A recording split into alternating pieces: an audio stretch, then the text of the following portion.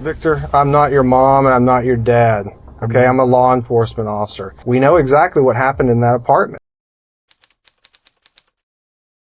You just stood there while he did everything? You didn't do anything? Yeah, I was barred out and I was tripping. I was just... Because that's not what Jose's saying, Victor. Well, let me tell you what. We had Jose sitting in that exact chair last night for an hour and a half, and he told us everything. However, the detail he is about to reveal wouldn't just be a confession, but a chilling demonstration of the final moments of the crime. That's when I just put my bed around like this, and I put it in the loop, and I just start pulling it. On February 8th, 2014, a teenager had entered the abandoned Bays apartment complex to smoke, but stumbled upon a nightmare instead. What he discovered was a room that was spattered with blood and a lifeless, half-naked body lying upside down. As he informed his friends about the gruesome discovery, they immediately called 911. When the detectives arrived at the crime scene, they identified the body as that of 15-year-old Corianne Cervantes. However, even with a crime scene looking straight out of a nightmare, detectives were unable to find any potential suspects. With no trials to follow and leads to pursue, the case was on the verge of going cold, but that would soon change. A few days after the murder, Jose Reyes met his sister and confided in her about what he and Victor had done to Corianne. This conversation was overheard by the mother of Reyes' child, who couldn't keep the truth to herself. She contacted the Webster Police Department and informed them about the incident. The Webster Department subsequently reached out to the Houston Police Department and eventually obtained arrest warrants for both Jose Reyes and Victor Ailes. Prior to Victor's interrogation, Jose had already been interviewed, which was something that Victor was unaware of. Victor, you realize I'm a homicide detective, right? Yes, sir. Do you have any idea why you're here? Because I got blamed for something. What do you think you got blamed for? Well, the lady told me it was for the murder of Corianne. Okay. So, let's talk about that. Let's talk. Let's get out of here. Like, I'm here for no reason. I was with her on the 4th. I was with her on the 5th. On the 5th, I was home all day because I had to go to court. Okay, so where did you go with Corianne? We were at one of Randy's friend's house. I don't know her. Okay. Where else did y'all go?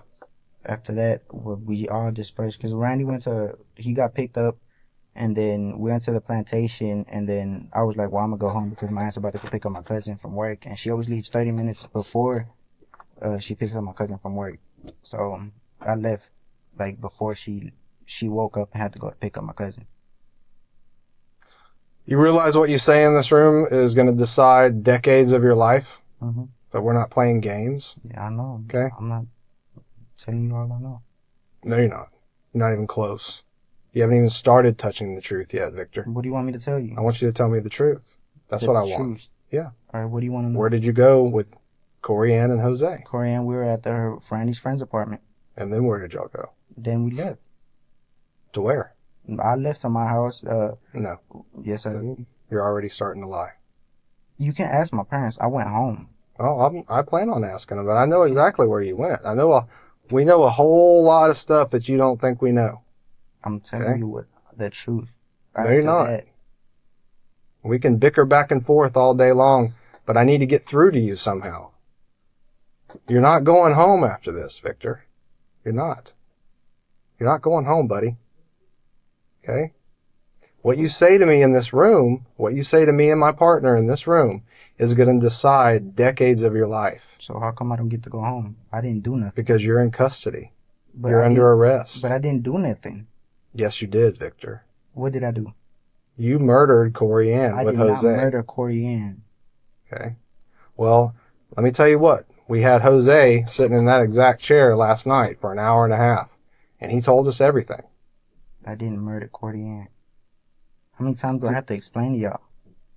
I didn't do it. Well, you haven't explained nothing. So how many times are you going to lie to us before you start telling us the truth?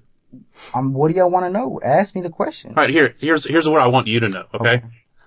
You're going to get charged with this thing, and you're going to go on trial, all right? There's going to be 12 people, and we've got all kinds of evidence that shows what you did, and we're going to present it, and they're going to be mad. They're going to see what I'm going to show you in a minute that I know you've already seen before. What happened to this 15-year-old girl. The horrible way that she died. Hold on. They're going to see that. They're going to be pissed. The only shot you have at making things easier on yourself and making this thing in any way as right as it possibly can be is to start telling the truth. I'm trying to cooperate with y'all. I'm asking y'all, what do you... I'm in an interview. Quit calling me. Because I did not do it. On my right hand to God, I did not do this. I hanged out with her the day before I went to court. And after that, I didn't see her at all. Oh, that's a lie. No, it's not. Yes, it is. You understand that we processed her body in that apartment, right? Yeah. You understand we got DNA off of her and fingerprints off of her. Okay? So what are you going to say when that comes back as yours? Well, I can tell you that I had sex with her in Randy's friend's apartment. If that's what y'all want to know. So now we're starting to take a little bit of steps here. You need to start taking more. You know exactly what happened inside that vacant apartment between you, Corianne, and Jose. All right? And you're not listening to me or my partner. You're not listening. It's not getting through to you. And I tell you what, in 10, 15, 20, 25, 30, 35 years, you're going to wish you could go back in time to this time right now in this room and tell us the truth. Because you're not listening. Those 12 people that I've talked about, they're going to find you guilty. Okay? What they're going to have to decide is, are we dealing with a psychotic psychopath that we need to put away for the rest of his life so he can't do this to anyone else? Or are we dealing with a kid that made a bad mistake and who maybe deserves at some point down the line a second shot at life? Let that sink in, because this is your one opportunity to save some part of a life for yourself and bring some justice to what was done to this girl, which is flat out horrible. People are not going to understand it. They're going to be mad. You got to tell us why this happened. And you got to show us that you've got some kind of remorse and some kind of a soul in you. All right, I'm going to tell you how this how everything happened. Please do. Randy texted me on Facebook, told me that he wanted to chill. I did not know he was with Corianne. Initially, Victor is adamant about minimizing his involvement, completely denying any connection to the murder.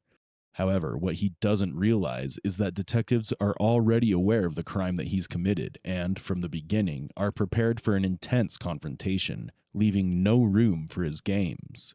Despite the mounting evidence, Victor stubbornly clings to his fabricated version of events, hoping to save himself, but the detectives aren't going to stop until every secret is spilled out. I went over there to the Hamptons, and Corianne was there, and we went to go get some bars.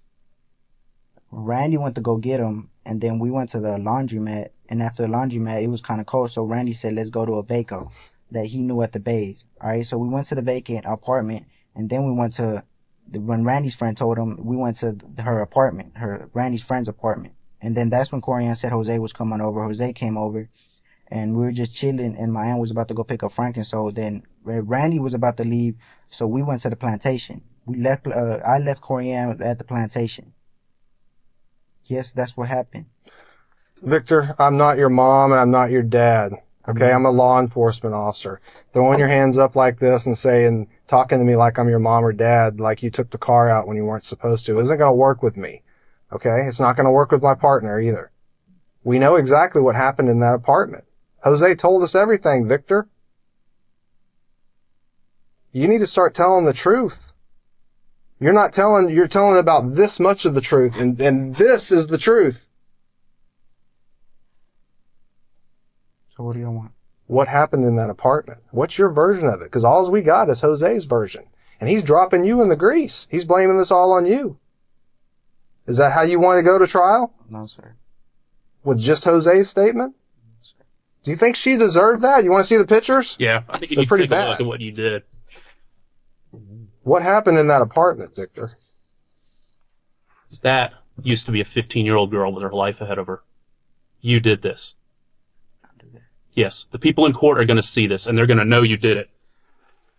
Those things stuffed into her are going to have your DNA and prints on them.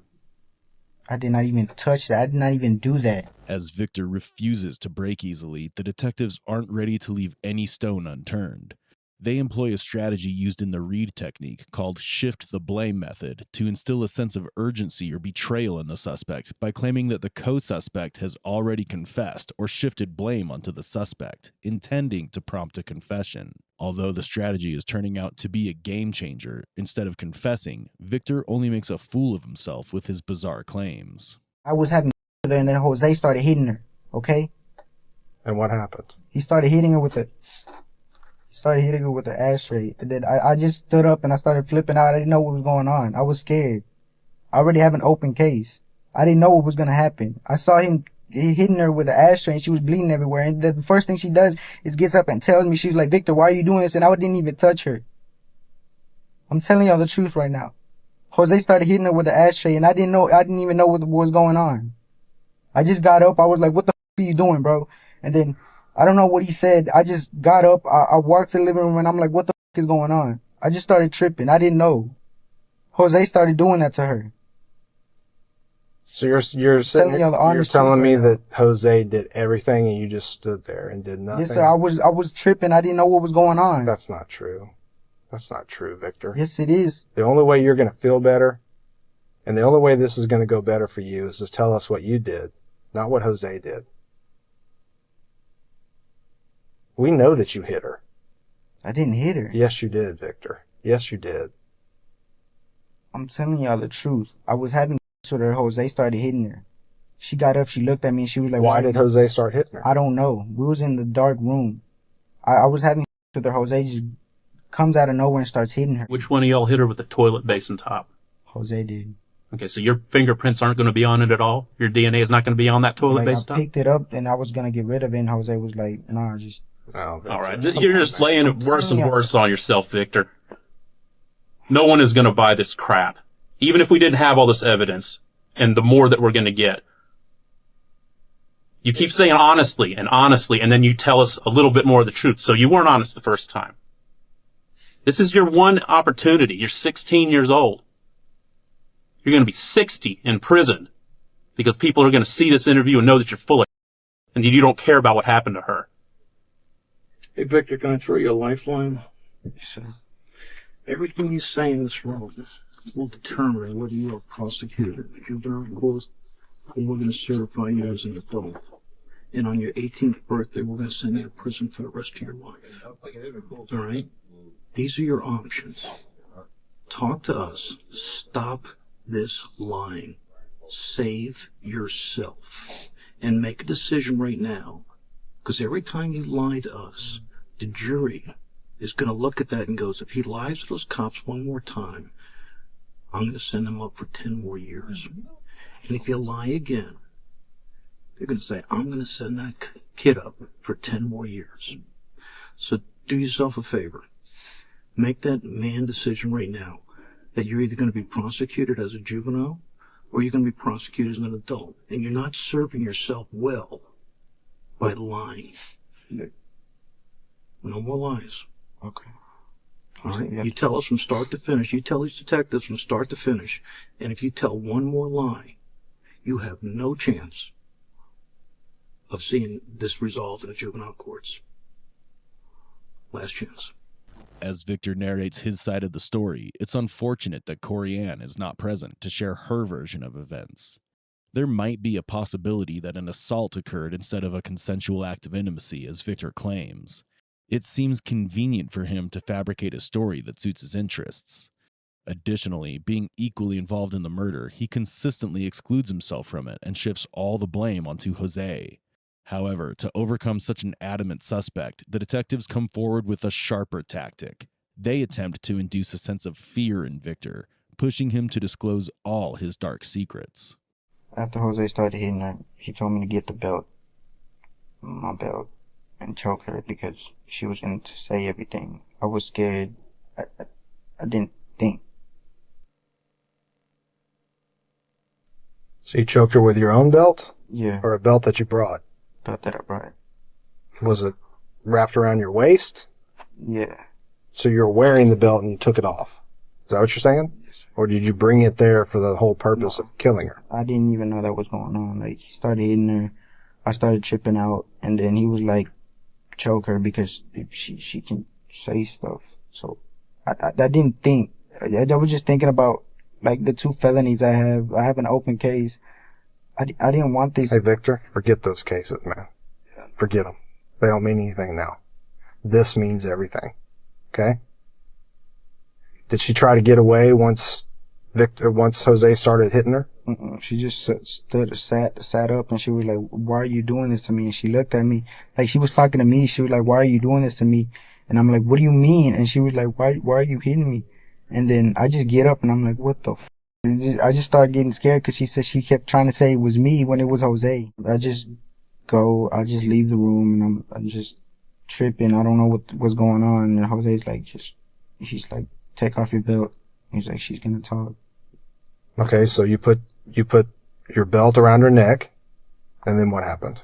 I started choking her. For how long? Like 3-5 minutes.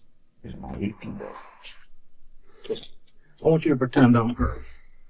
Okay? Show me what you did to her. Is she standing or is she sitting? She's sitting. Or is she on the ground? She's sitting? What is she sitting in? Just the middle of the living room.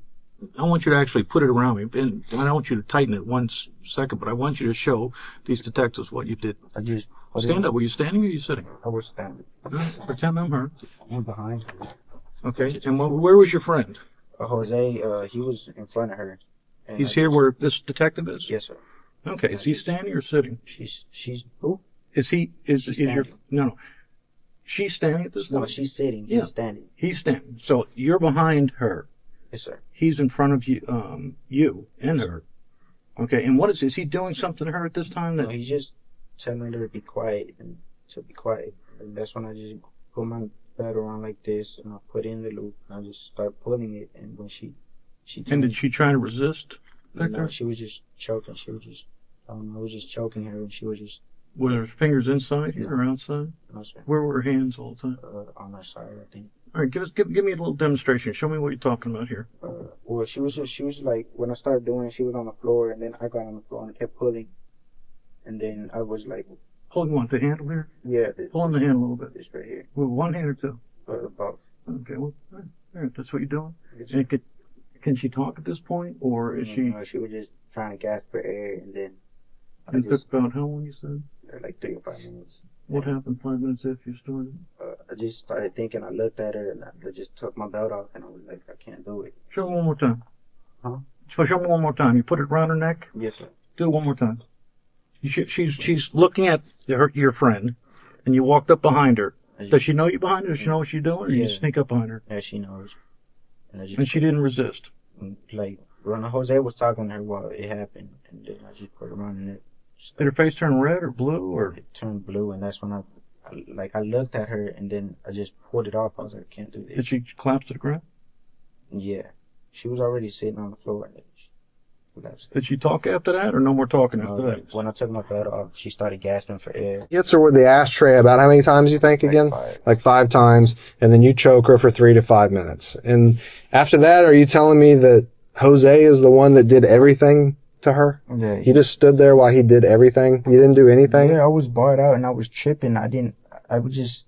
Because that's not what Jose's saying, Victor. What is he saying? He's saying you did some of the hitting too, buddy. I did not hit her. I'm telling you the truth, the honest truth right now. I did not hit her. Like, I choked her because he was like, choke her, she's gonna snitch. Okay. And then when I was choking her, I looked at her and I just let go of the belt.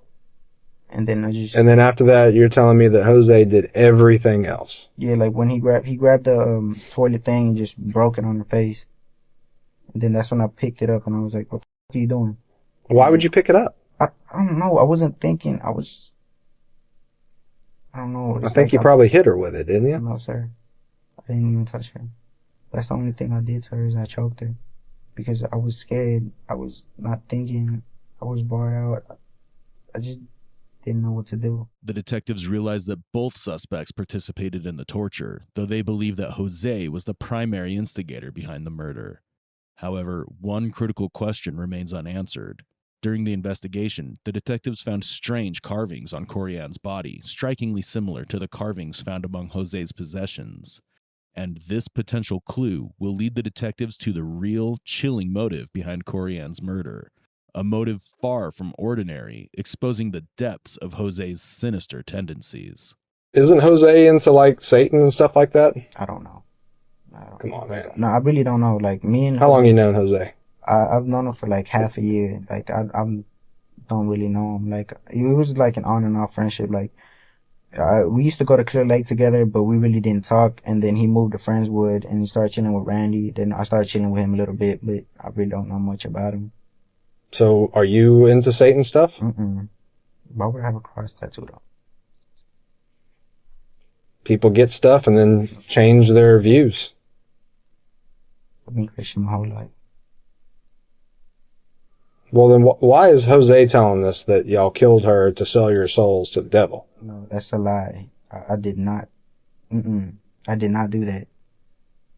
I would not sell my soul to the devil. But Jose just made that up? He said he was going to sell his soul to the devil, but I'm not selling my soul. When did he say that? He's been talking about it for a long time. So you have known that he's into Satan stuff? Well, yeah, like, but I didn't really believe him. I thought he was just playing around. Then. Did he talk about it that night? I don't think so. I think you probably remember. No, he didn't talk about it. Like, I don't know the reason why he did it. The only reason I choked her because I didn't want her to say anything because I already had an open case. And he did all, you're saying that he did the rest of this stuff to her. Where were you when he was doing it? Just by the kitchen. You were watching him do it? Yeah, I was just panicking. What was he saying while he was doing it? Nothing. He was just doing it, and I was just walking back and forth. Was she alive when he was doing this stuff to her? No. At what point did you think she died? Maybe when he started stabbing her eyes, because she was still gasping for air after I let go of the seat, whatever that's called. Belt. The belt. After I let go of the belt, she was still gasping. That's when I got up. I just dropped the belt. I just started walking back and forth. I didn't know what to do. About how long did he work on her? And not that long. It was just 5 minutes, and then she was like, "All right, let's go." I was like, "Come on, let's go." I just wanted to get out of there. I'm pretty sure if y'all found the screwdriver, it was at the church. So I'm telling y'all, I threw the screwdriver at the church. After all this is over, I'm sure y'all had a conversation, right? Actually, we did not even talk at all. I was like... You didn't ask him why he did that? Yeah, I was like, "Why'd you do it?" He was like, "Don't worry about it." And I was like, "What the f-?" And I just got mad. Like, my mind was full of anger. I just wanted to get home, just forget about everything, just not see nothing. What was Jose's demeanor after y'all left the apartment? Was he happy, sad, angry? He was saying something about how he was, it feels good or something, and I just... Jose Reyes and Victor Ailes were accused of kidnapping, assaulting, strangling, mutilating, and killing Corianne Cervantes. As if the harrowing details of the murder were not enough, the mother of Reyes' child, Agapita Gonzalez, claimed that Jose told her that he killed Corianne because somebody wanted her soul, further solidifying the absurdity behind Jose's actions. In December 2014, a jury found Jose Reyes guilty of capital murder in the death of Corianne Cervantes. In June 2015, Victor Ailes was tried for capital murder and was eventually found guilty. Because both were under 18 at the time of the murder, they could not receive the death penalty. Instead, both were sentenced to life in prison with the possibility of parole in 2054. During the verdict hearing, Jose displayed no emotions. Additionally, he had written a letter in jail that showed no signs of remorse for the horrific murder he committed. 9 months later, after committing a horrible act and sitting in jail, waiting for U12, he has the audacity to write someone and say, "I stabbed the 60 times." She was not... Assistant Harris County District Attorney Martina Longoria said, "There are so many horrible, heinous, and inhumane things this defendant did. This is beyond imagination, and in his words, it's all good." As this heartbreaking case comes to an end, one fact remains painfully clear. Corianne lost her life at the hands of those she once called friends. This tragic case isn't just a story of seeking justice, it's a call to action as it illustrates how vulnerable anyone can be in the right or wrong circumstances. 98 years old, just living out her days. And everybody, son. my mother, all these people out here, and it's my son. My son. This is Stephen Ramsay, a father blindsided by an unthinkable truth. At this moment, he is utterly shell-shocked, grappling with the horrifying revelation about his teenage son, Gavin Ramsay. Engaging in sex with her.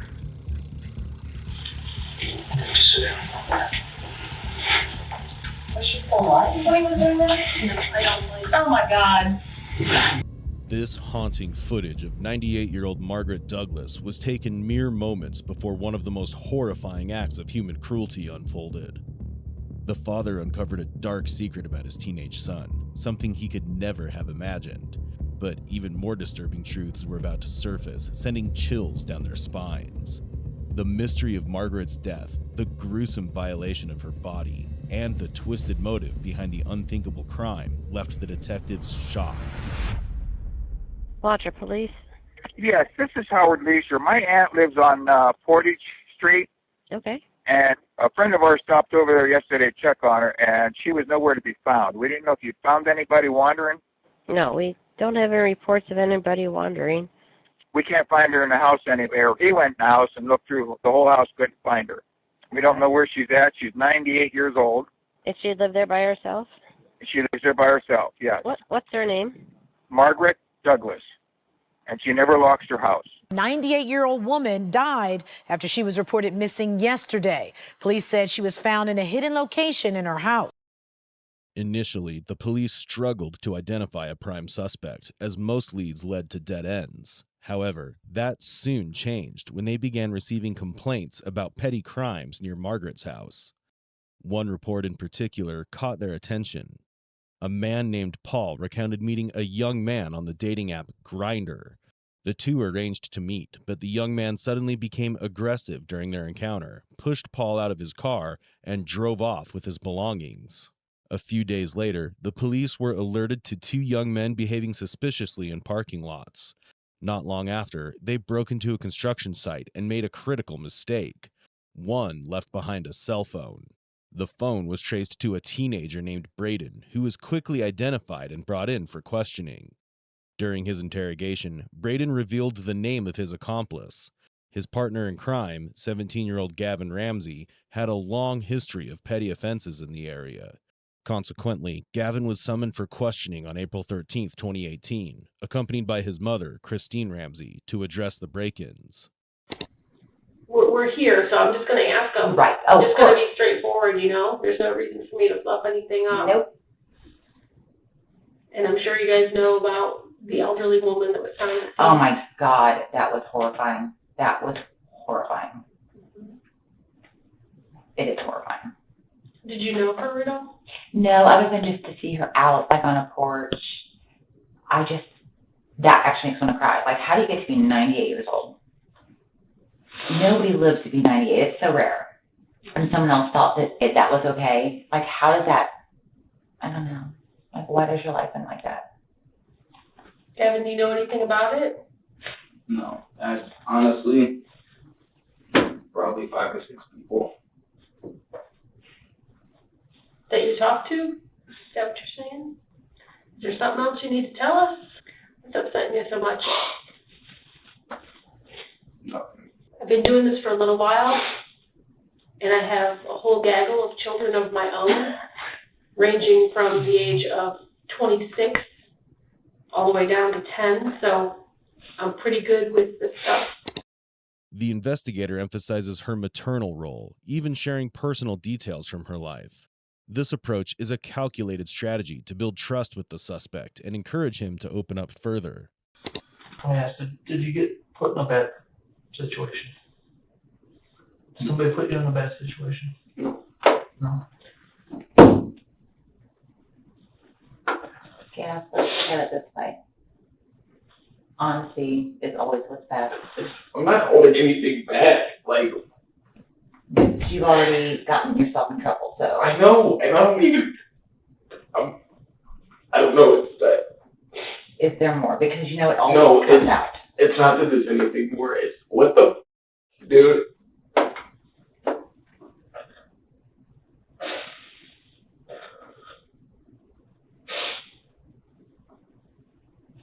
what I always told you kids. What happens in the dark comes out in the light. That's the way it works. You mess up, you get caught. You make bad choices, you're going to pay for it. So if there's something else, let's get it all out on the table so that we know what we're dealing with. At this point, Gavin's mother, Christine Ramsay, shifted from a reserved stance to siding with the police, a common reaction among parents when confronted with their child's misbehavior. However, she was still unaware of the horrifying truth about what her son had done. It's not anything else. It's, I don't know, I'm mad at myself. I'm so mad at myself.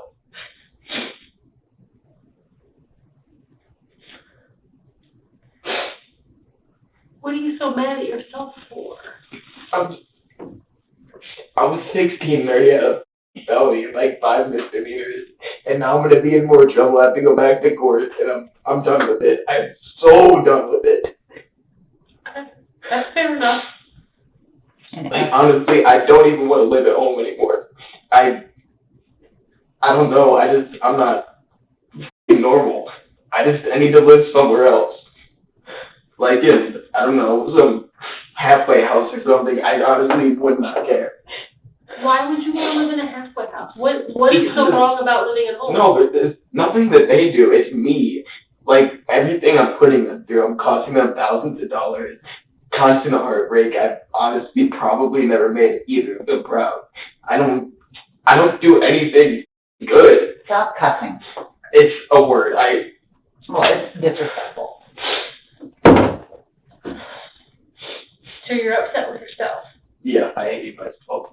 That's really it. You know, the suspicious death of the elderly woman is there too. God, I know. That's why I'm saying, you know, I can't imagine you doing something like that. I just interacting with you this little bit, I can't imagine that's in your wheelhouse. No. But, you know, if we would come to find out that you're not being honest about something that, you know, puts you back on the list of people to take a look at. Right. You know, so it's a serious situation. That's why I want to make sure. Yeah. Oh my God. Honestly, can you two actually leave for a second? What's that? Can you two actually leave? So I can talk to her. Yeah. Is that okay with you? Sure. This moment marks a turning point in the conversation as Gavin decides to reveal the truth. The investigators' earlier tactics, assuming a motherly role with empathy and care, appeared to be yielding results. So when you were holding her hand over her mouth, you might have pushed too hard and maybe made her nosebleed. Yeah. Upon investigating the body, the officers noted several disturbing findings. The victim's nightgown had been completely unbuttoned, exposing torn underwear. Her neck and face were marked with multiple signs of trauma, indicating she had been assaulted and strangled with the perpetrator's bare hands. Something like this is very uncommon. I've been here for, over 25 years, and I've never seen a case quite like this one. So were you in her house for a little while before you woke her up? I mean, I came up onto the porch, and I didn't even know what I was going to do. And I looked in the window, everything, I don't know, I felt like going into a house is like the biggest adrenaline rush I could get, I guess. So then I tried the doorknob, and that just happened to be unlocked. Was it the front door or back door? Back door. Okay. So you went into the kitchen? Was like the TV on or something? When you went in? I don't think so. Headed up to the house, you didn't hear it or something? Maybe it's something. Well, she was already asleep whenever I went in, because when I came around the corner, that's where I saw her, and it scared me. Because I didn't expect to see someone right there, because I didn't hear anything. So I came in, I opened the door, I just listened. And then I didn't hear anything, so maybe nobody's home. And then I go to walk around that corner, and I'm still going slow, but I see her, and she's, I don't know, sleeping or something. The crime that the detectives are dealing with involves an individual exhibiting traits of psychopathy, a condition in forensic psychology marked by persistent antisocial behavior, impulsivity, selfishness, callousness, emotional detachment, and a lack of remorse. As revealed in later footage, Gavin's psychopathy is compounded by sadism and sexual perversions, including necrophilia. And then I go to turn around and hit the chair. It made a noise and she woke up. And she started to scream at that point, you said? Yeah, because like when I hit the chair, I like turned back around and I looked and she was there staring at me and started to yell. And then went for the phone. She already knew what it looked like. We were trying to get like that when she went for the phone, was that when you were trying to get the phone away from her so she couldn't call? Did you knock that gal away, or is that what you guys fought with the phone? It was like a little bit of a fight, I think. I think I threw it under the couch. I'm not really sure. You guys ended up on the floor at that point? Yeah, I don't even know where the phone went. When you say you guys were on the floor, like her gown got tore. Yeah, because she was still... What happened to her underwear, I guess? I don't even know if she was wearing underwear. Okay. Because when she was on the couch, like, she grabbed the phone and everything. It was still, like, yelling, and I don't know if she died or anything yet or not, but I just didn't know what to do, and then that happened. By the time I even realized what I was doing, it was too late to stop anything. And when you realized that's when you were on the floor on top of her with your hands on her.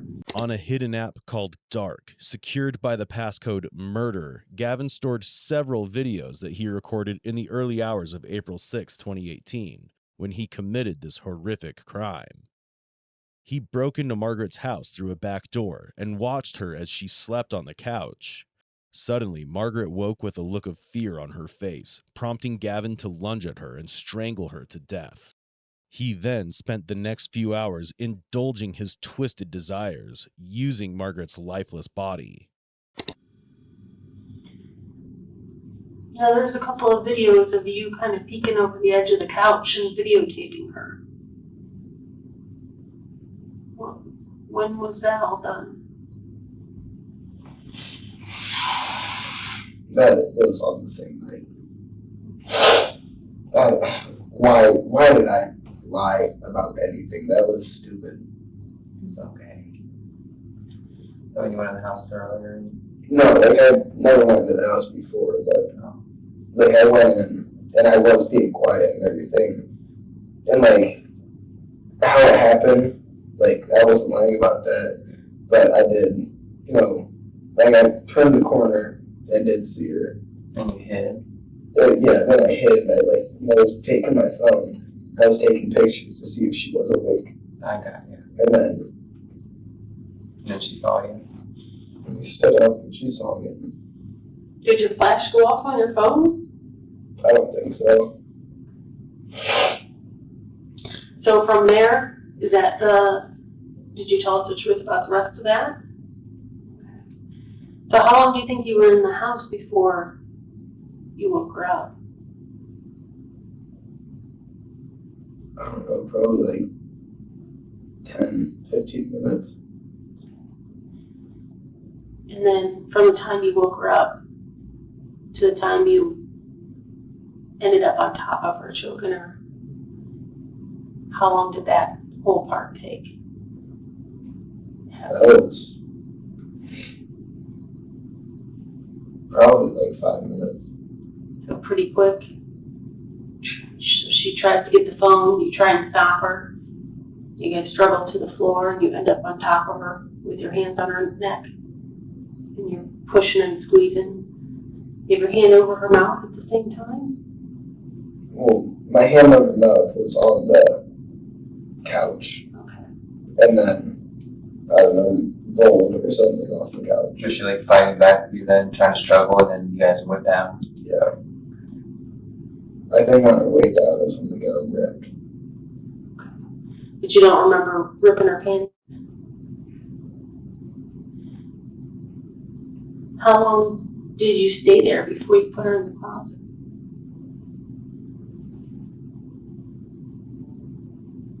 That was probably like 30 minutes. I just kind of sat there and I didn't know like what was going on. Like I was so in shock. When questioned by the detective about how long he'd been inside the house, Gavin falsely claimed it was only 30 minutes. However, the timestamps on the videos from his phone revealed that he had spent several hours there, further exposing his dishonesty. Is there any adrenaline with that? No. It was like adrenaline and shock at the same time. So like 1 second I'm like, I don't know, adrenaline. You know, and the next thing you know, it's like with overload. I don't know what's happening. Yeah. So what did you do with your gloves when you left? I threw those away Where at? in the trash can. At home. Because there's a glove there. Could you have dropped one? There was a glove there. I guess I did drop one though. There was purple stuff on it. What was the purple stuff that was on there? I get it that there's a whole piece of this that you don't understand why you do. Okay? I understand the whole piece that you don't understand. And I get that. Did the purple stuff have to do with the whole piece that you don't understand why you do? No.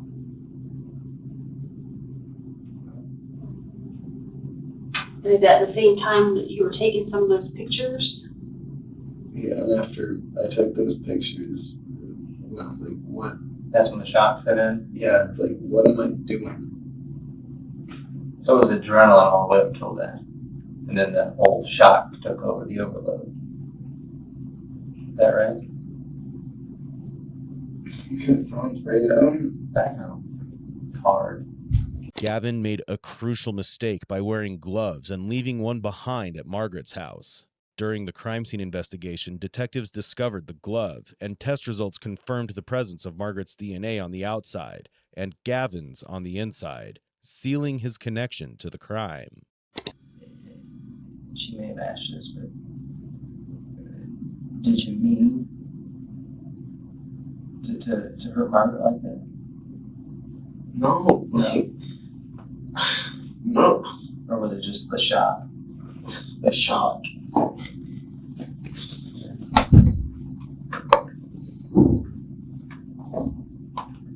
You said you just started doing it, and by the time you realized that she had died, it was too late. Nothing I can do. That way you punched the wall at the school, is that main frustration? How did that chunk out of your hand? You don't say it hurts. Sorry, I think I broke my hand or my pinky. I didn't even care. I was just mad because I finished my test in math, and then I saw a text from that said the cops had my phone. I'm like, great. And then Miss rings. I'm like, that's for me, I guarantee it. I'm looking at her, and she looks at me, and she, like, go to the office. I'm like, great. That's for the break-in type stuff at the school, though. Yeah. Okay. School and stuff. Yeah, the church, yeah, sorry. Did you guys go in the church? No. You didn't set off the alarm about nothing with the windows? Yeah. Like, Were you going to go into the church before the alarm went off? I don't really know what we were going to do at the church. I didn't even hear the alarms go off. And he's like, dude, the alarms are going off. I'm like, what are you talking about? And then I listened. I'm like, we should probably go. And we did. Did you feel weird going out, like, given some cars are trying to break that place, knowing what you've already been through in Margaret's house? That seems strange. Or just kind of like the thought of the past thought. Because it's over, you can't change it. Was it less of an adrenaline rush? Yeah. It wasn't.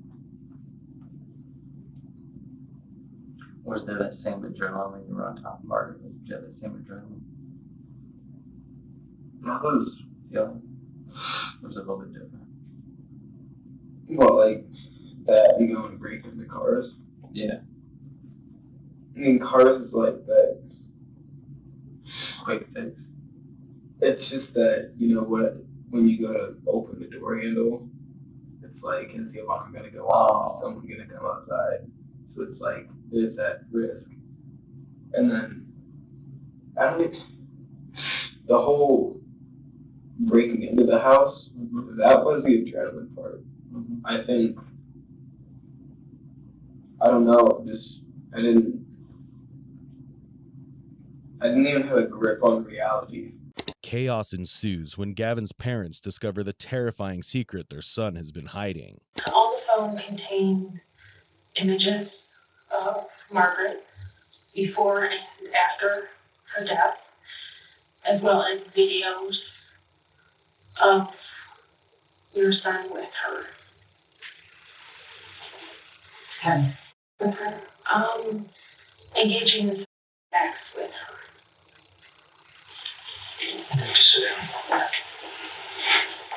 Was she still alive when he was doing that? No, I don't believe. Oh my God.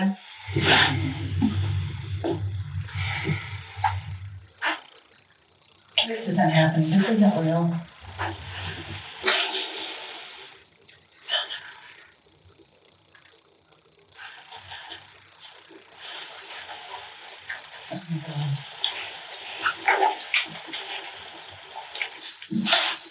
I wanted you to know, I spoke to the director of the juvenile detention facility. I explained the situation. I explained that he was highly emotionally distraught. I asked him to defer our watch. Okay. I've asked him to take, to keep him under 24/7 observation. Okay. I know this is an emotionally devastating situation. I just know right now. It's a horrible set of circumstances. You deserve to know he will be tried as an adult. Oh my God, oh my God. 98 years old. Just living out her days. And here's my son. My son did this.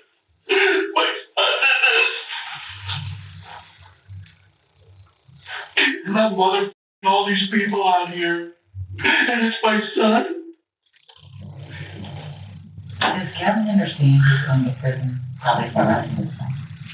Meanwhile, Gavin appeared to be grappling with a similar thought inside the interrogation room. What do you think's even going to happen with me? I think you're going to go to juvenile detention. And you're going to do some time in jail. How long do you think? I don't know. I just don't know, Gavin. But I do know that your mom absolutely loves you, and you are a huge part of her world, and she needs you to be here. But that's what I'm most upset about. But I want you to remember that. I don't want you to forget that, okay? You can't. I don't, it's the only thing that's kept me going. My mom. She seems like a pretty fantastic lady. She is. And she loves you more than anything, so if anybody can get you through this and get you what you need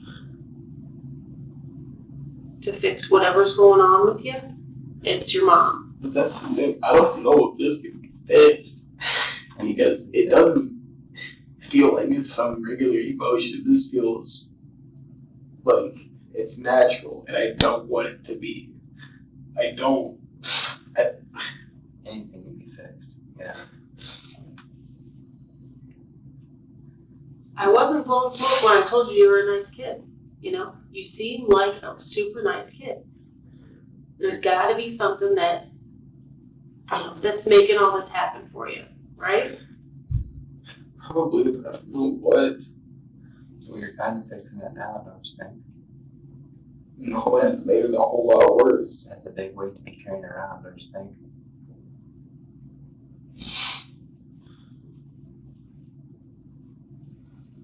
Yeah. It's a whole lot of monkey on your back that you've been taking. And now you're not toting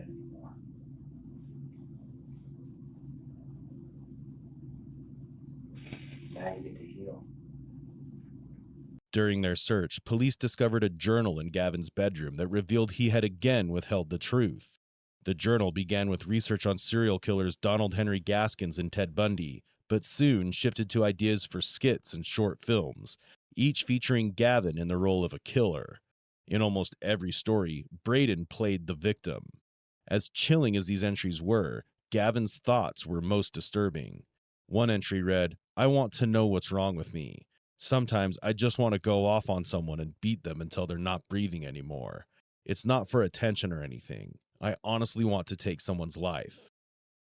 In another entry, he wrote, "I don't feel empathy or sympathy for anybody. I just don't care."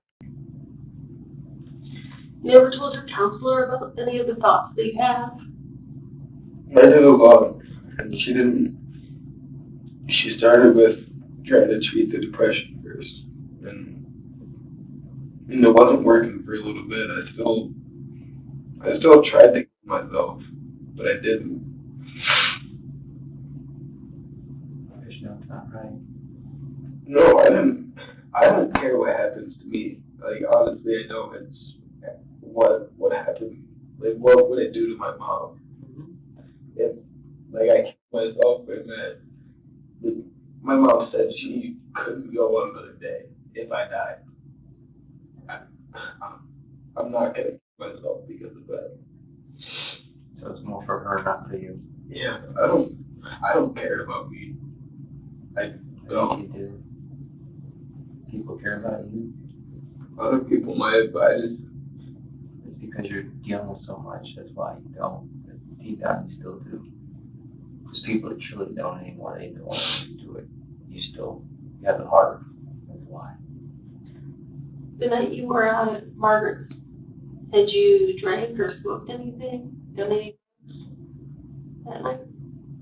No, I was actually sober that night. Which is another reason why I smoke weed and I drink. Because I can't handle myself when I'm sober.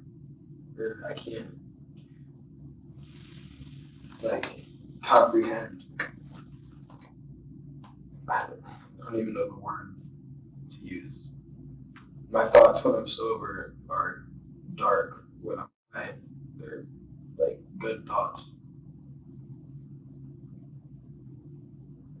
Had you ever thought about harming anybody before or taking someone's life before?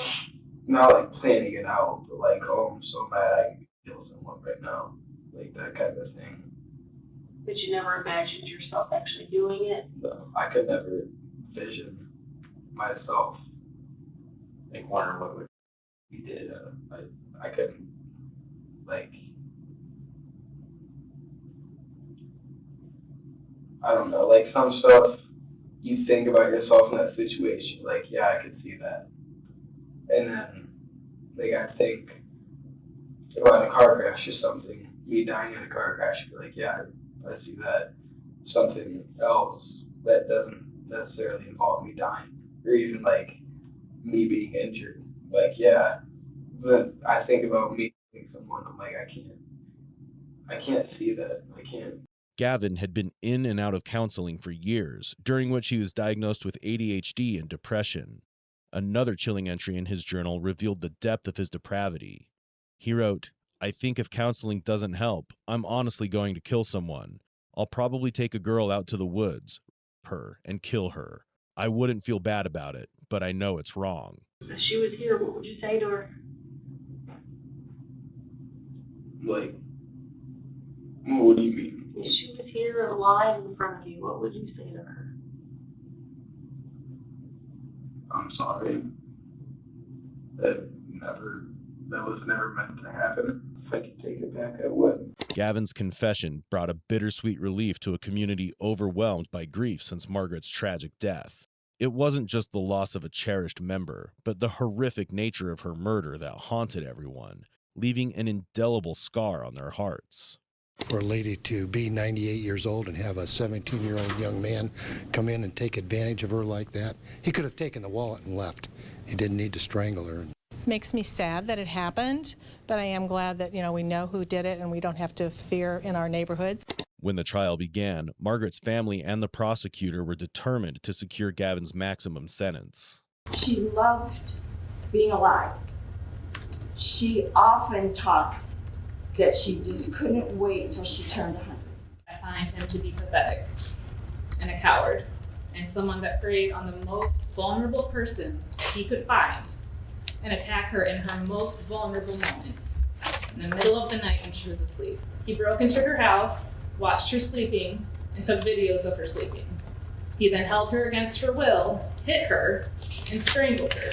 And I believe that he planned to kill numerous people and used my aunt as a warm-up, so to speak, for those other killings. I feel the escalation of his crimes through the years show his inability to reform. He is not safe to be on the streets. He will hurt people again. He will kill people again. Even though he stalked her, and even though he murdered her, and he videoed her, and abused her, and disrobed her, and used jelly, and stuffed a body in a closet, and had time to search and ransack the house and find the wallet, he was always mindful of the time, Your Honor. Gavin's mother also took the stand to support her son. He's loyal to a fault. He's compassionate. And this thing that we're sitting here discussing is not who my son is. I don't care how much you want to point out evil facts. That's not my son. I wrote this down because I knew I wouldn't know what to say on the spot. I don't know how to explain why all this happened. I don't think there really is an explanation to begin with. I think about it all the time. I would take it back in a heartbeat if I could. I feel terrible for what I've done, and I will never do anything like that again. I'm so sorry for what I did, and I constantly live in regret and shame because of it. I wish I had the words to express how sorry I really am. On January 3rd, 2019, Gavin Ramsay was sentenced to life in prison without the possibility of parole for the aggravated murder of Margaret Douglas. He was also given a 10-year sentence for aggravated burglary, kidnapping, and a 12-month sentence for abuse of a corpse. Gavin Ramsay's crimes shocked the community and left a lasting impact on the loved ones of Margaret Douglas. With his conviction and life sentence, justice was served, though the horror of his actions will never be forgotten.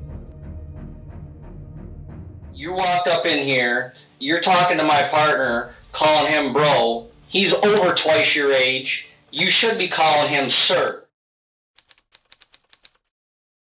This is 18-year-old Christian Hillman, who has been hit with a brutal reality check. You're a kid, and you need to grow up, young man. Sir, can you please stop raising your voice? No, I will not, because you know what? You are not going to tell me what to do. Do you understand? I will file a complaint on Go ahead, do it! In September 2016, a haunting image surfaced the internet. The image of Christian staring into the camera with blood-stained hands. Just weeks earlier, a confrontation would take place, which would leave the victim gurgling in his own blood and with severe brain damage. Now, as Hillman sat in the interrogation room, his spoiled, entitled nature became painfully clear. Can you give me a double mattress? Could I put these handcuffs on? Can I get an attorney in here? Get me an attorney. Bring an attorney in here. Oh, yeah, really? I have the right to an attorney. You do? Get in here right now. What crimes has he committed, and what dark path led him here? As we will delve deeper into the case, you will be shocked by the brutality of a mere teenager. We just hung out for a little bit. You said you contemplated and talked about what happened. What were you guys talking about? Then what? You said that after he was gurgling, the guy was gurgling, and you guys left, got out of there, and you contemplated on what had took place. What were you guys talking about? Like afterward? Mm-hmm. Nothing. We're just trying to forget about it. Like, I lost my temper. I really hate being angry. Sure. Christian's story begins to unravel when the detectives bring in the two friends who were with him that night. I just moved in like LVS and drew like a bill on one of them and stuff like that just to goof around. Sure. And then we were like, all right, let's just go dirt bike some more because it's getting way too dark. And then that yet, but we were like, he's probably gonna be there soon. So he jetted off. I got on, we jetted off. Hat flew off, put it back on, and I couldn't find it. So I was like, he's probably right up here waiting for me, because I could see like the blinking light for like the four-way stop. So I get up there, and he's nowhere to be seen, and I'm like, oh. So I go, you know, like, so I go left. Go left for about maybe half a mile, and couldn't find him again. So I'm like, gotta turn around, he's gonna be back there somewhere. So I turn around and I call him. I'm like, yo, Christian, where are you? No, first and I'm like, we're still out dirt biking, dude. I need to find Christian before we head back, because I don't know where I am. And he's like, all right, bro, well, where are you back? Because I'm Hank. I'm like, all right, hang up, call Christian. Doesn't answer. Put my phone in my pocket. I'm like, looking both ways. I get a call from Christian. All I hear is like frantic, like moving and stuff like that. And I'm like, Christian, are you still driving? Like, stop, like answer your phone. And he's like, this dude's unconscious. And I was like, what? This dude's unconscious. So I'm like, what? So I pull up some more, and I see this like truck with its, you know, hazards going off. I'm like, what the f? So I pull up. So let me ask you this. So you're on the phone with Christian as this is going on? Yeah. Okay, so you call him, he answers. He says this dude's unconscious. And I was like, what? And then I hung up, and I put it in my pocket, pulled up to see where he was, because then it was just like a bunch of like muffling. It sounded like he was going like this. And I finally saw the truck, so I pulled up, and he was like right there, and this dude's like laying there unconscious. And I'm like, dude! And he's like, dude, he choked me. And I was like, what? And I was like, we need to go, bro. You just knocked him out. Let's go, bro. And he's like, all right, bro, let's go. And he was like trying to like pick up his dirt bike, and like people started showing up, and he started like talking to all these people and everything. And I was just like sitting on the ATV like, what the fuck, what the fuck, what the fuck. And then he got on, and we just jetted back to his crib. Okay. So you get back to his house. Yeah. Pull these things in the garage. Mm-hmm. And then what'd you guys do? And then we sat for about maybe an hour, smoked some cigarettes. Ate a little bit of food, and then we were like, I'm gonna go back to my house. We're like, sure, go back to my house. Okay.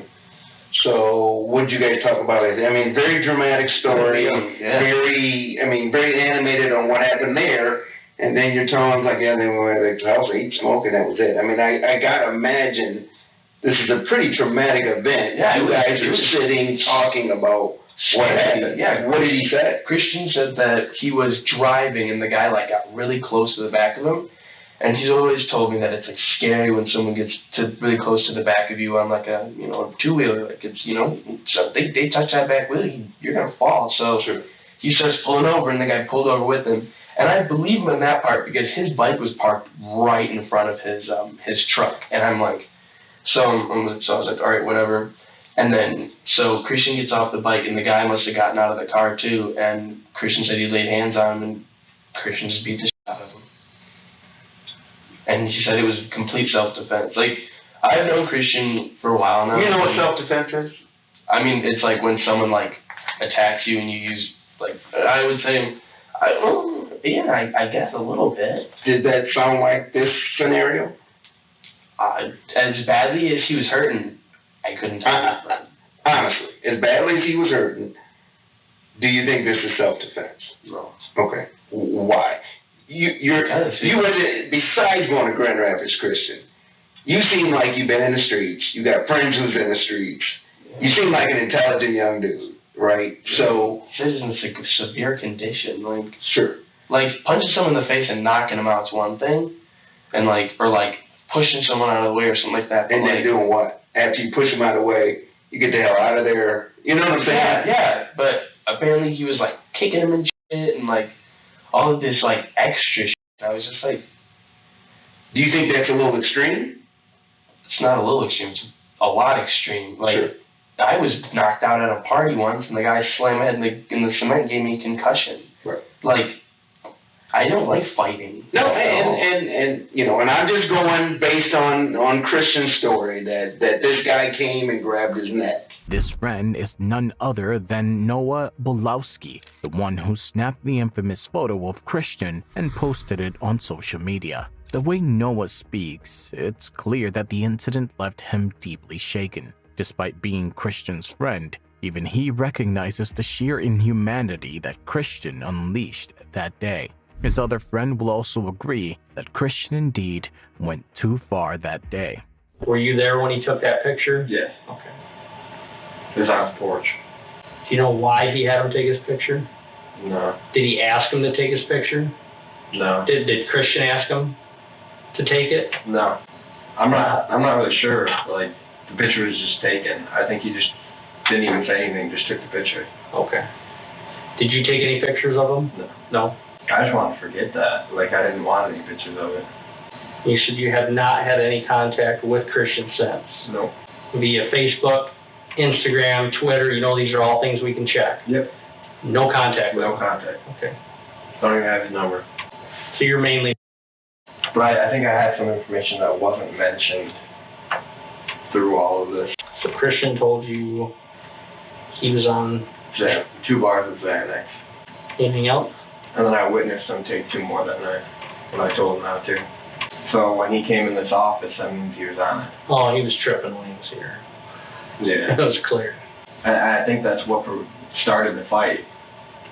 He felt like he was invincible because he was on Xanax. You ever taken it? No. I'm just wondering, I've never taken it either. I'm just wondering what it does, what it makes you feel like. I heard it makes you like mellow and like, but in his case, it didn't. Clearly he was not mellow. Right. It made him violent. It's just sad. Anything else? No. No. Christian was under the influence of Xanax when he committed the crime. It's quite evident now who was actually intoxicated. Up until now, the detectives have been patient with his behavior, but he's in for a surprise. Y'all about to lock me up? No. Well, we need you to be completely honest with everything. Oh, I'm being completely honest with you guys. Okay. Not being completely honest with everything. Okay. And I don't want to appreciate you're trying to come up with a story that it was self-defense and this guy grabbed me by the neck and I don't have the forms with me. But do you realize there was an event at the church when this whole thing took place? You were so angry you did not realize who was around, who was watching, who was listening. So, what I said earlier, and I know you're concerned, you said, I don't want to go, you got to be honest, okay? And I'm not yelling, screaming, I'm being just giving you straight up. You're being cool, bro. You got to be honest. I've done this job way too long to know, one, you're not giving us certain names because I think this might be your boy, you don't want to tell on your boy, blah, blah, blah. We're going to find out. So that's not going to help you out when we find, or if it was another couple guys, I don't know. We'll figure it out. But the thing is, you're not being 100% honest, okay? Because there's 2 sides to the story, okay? 1 is yours, 2 and 3 is your buddies, 4 is the victim. So then you kind of look, all right, is the victim story going to match up to your story? But in this case, it's easy. Because we can take your story out and the victim's story out, and we can talk to witnesses who don't know you and don't know the victim. So for a case like this, it's simple. I mean, we just talk to the witness. What'd you see? What'd you hear? Who did what? Who did what next? It's better than catching it on video because you have witnesses who don't even know you and don't know. It's different if I say, Christian, yeah, we got 2 witnesses. Well, who are they? Well, it's the victim's cousins. Well, then that doesn't make sense. Of course, they're going to say, you did this. These are church folks just leaving a church, driving off, and witness this whole thing go down. And you guys didn't realize that they're standing watching this thing go down. They watched what you did, what you guys did. They heard what was said and what happened. And that's how we ended up there, is because they were the ones that called 911. No, understandable. So your story is not even close to what these witnesses, these poor folks, saw. It's not true. Can I get an attorney in here? What's that? Can I get an attorney in here? It's up to you. I'd like one right now.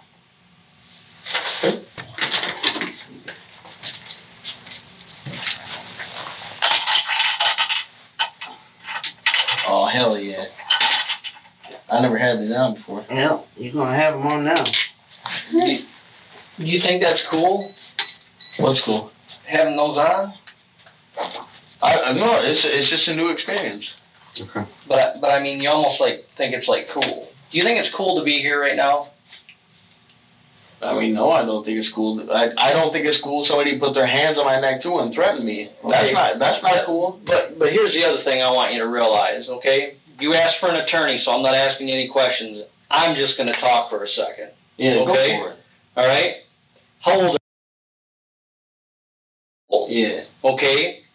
And you walked up in here, and you're talking to my partner, calling him bro. He's over twice your age. You should be calling him sir.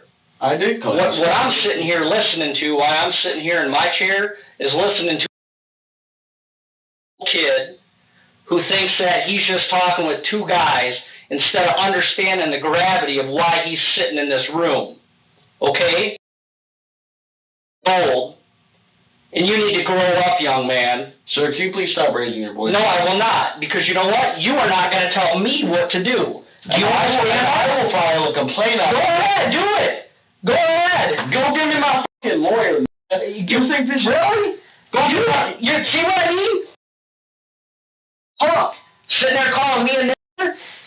I never even called one of my partners here? I never even called you a bro. Really? What did you just say?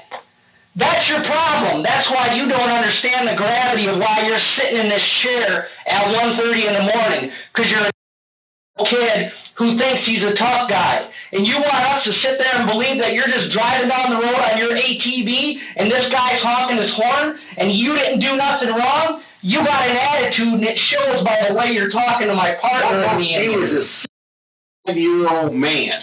And he also put his hands around me. Okay. So you're going to say that to all these other witnesses saw what happened? We're doing a search warrant at your house right now. Oh, you are, huh? Yep. Yeah.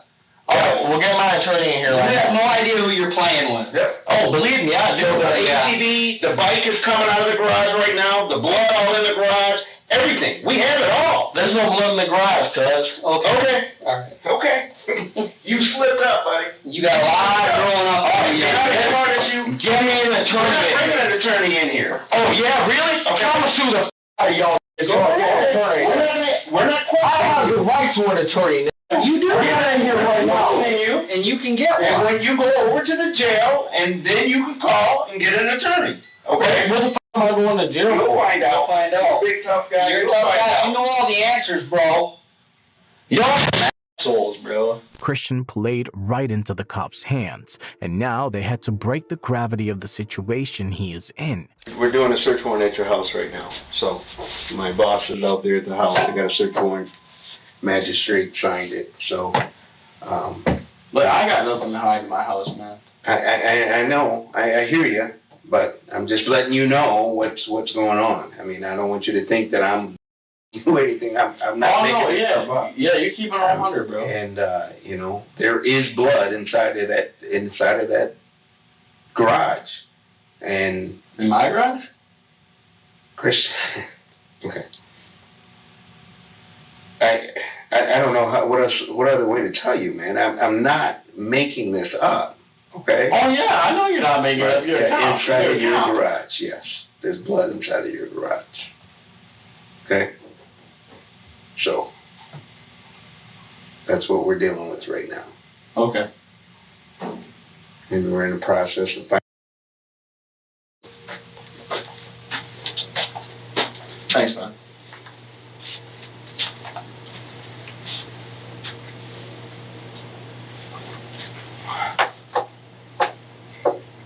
Okay.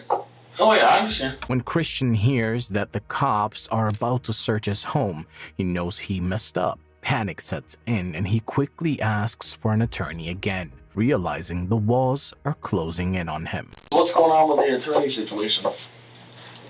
We don't get you an We don't attorney. get you You an ask for an attorney. attorney. That's on you to get an attorney. Okay, but I'm supposed to be publicly appointed ones. You don't understand how the process works, do you? It's not our job. Well, whose job is it? Because I'm not Your about to. job. I'm not about to answer a bunch more questions. I know We're my. not asking you any questions, Christian. Then what question have we asked since you said you wanted an attorney?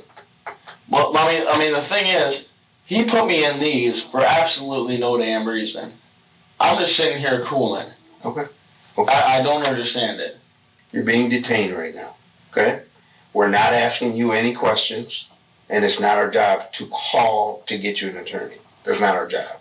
Then whose job is it? Yours. Okay, well, I need my phone to do that. Sure. You just hang tight, Christian. We're going to get the search warrant done, and we'll kind of decide what's going to happen next, okay? How can we get a hold? Really? You guys don't need to contact them. They had nothing to do with it. Well, here's the thing. You're not running this investigation, so it's not your decision on who we're going to talk to. Well, yeah, but they're not going to talk to you. How do you know? You don't know what somebody else is going to do. Oh, but damn sure I do. Okay. Hey, yo, get my attorney, too. Hey, yo, we don't do that. All right, well, give me my phone so I can call my lawyer.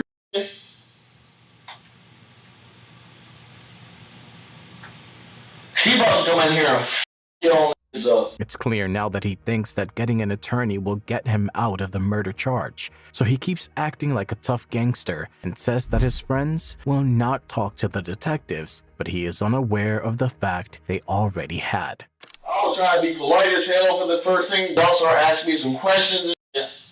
Trying to be all nice to y'all. Then old Billy Bad over here thinks she has a bad, she's one bad mother. Play that.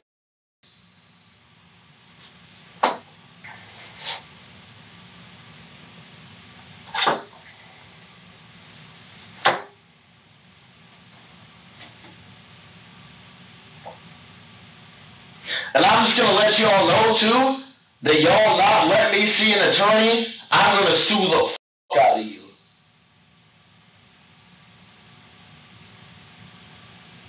Y'all going to lose some f***ing bank. Like any spoiled teen, he will now call his parents, complaining about the situation and expecting them to fix everything for him. But it will be interesting to see how his parents react. You want to know something that's got me super f***ed up? What? You want to know something that's got me super f***ed up? What's going on? Well, right now, I am in the Kent County Police Department. I am chained to the floor, and they were refusing me to give me an attorney. Well, we have to hire one. What are they charging with? No, this is the thing, Dad. Like, literally, they will not get me a public appointed attorney, and that's their job. Because we can afford one. They don't have to get you one until after they're arraigned.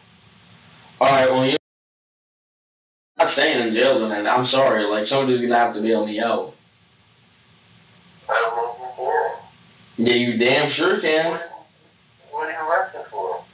Well, for getting in a fight with that dude. I shouldn't even brought my ass down here. They're trying to pull that good cop, bad cop. That's hilarious. They think they got that all figured out like there's some OGs or something. I'm 12. I don't give a f*** about them niggas. Christian, come on now. You know, you're letting things work for yourself. Just talking like that. No, but the only problem, this is what I'm not understanding here, is they will not give me an attorney which is supposed to be present during this time. They have me shackled to the floor.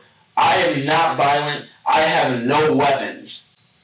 They have me chained to the floor. Okay. Christian, I don't know what to do about that. I don't know when we can get you an attorney. It's the middle of the night. Alright, well, you're going to have to come putting up with this bullshit much longer. I'm cussing these cops out. They think they're all really bad. They're really not. But all this is just get you in a lot more trouble.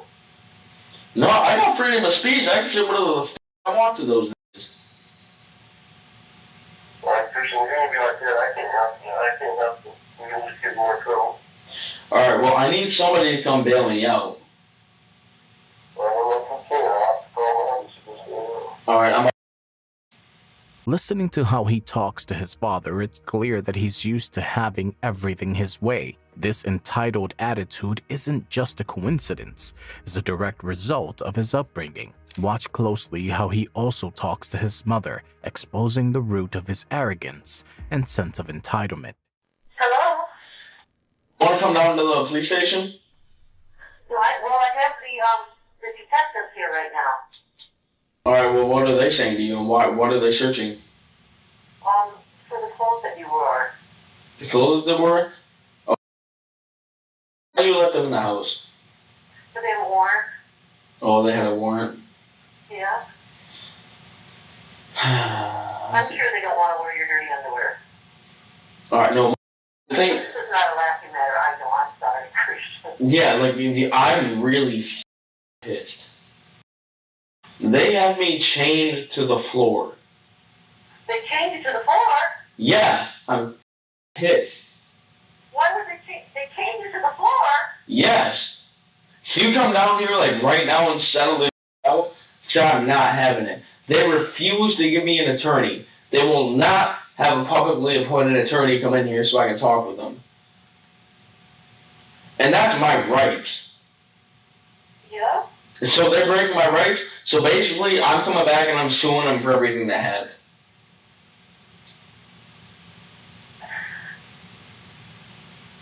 Gee, Christian. Look. They got me chained to the floor. You're laying on the floor when you're chained. Yeah. Just come down here. Well, I have the guys here right now, so I can't leave. I need help more. I need a lot more help than what they're doing right now. Yeah, listen, you can't leave. I can't even go downstairs in the basement or anything. Why? Because they're doing a search. Whereabouts are you, anyhow? I am at the Kent County Jail right now. Is that the one?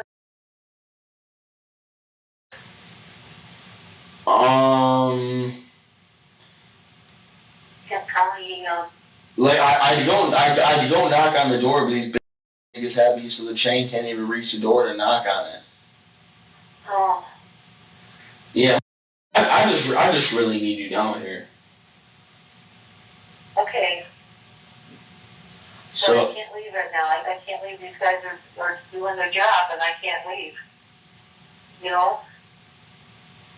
And my phone is dying, by the way. Really need you to be here. So are you at the Kent County Jail House? Yes. That's what you call it? Well, actually... Damn it, hang on. I'm up. This is going to be a struggle. Listen, come on.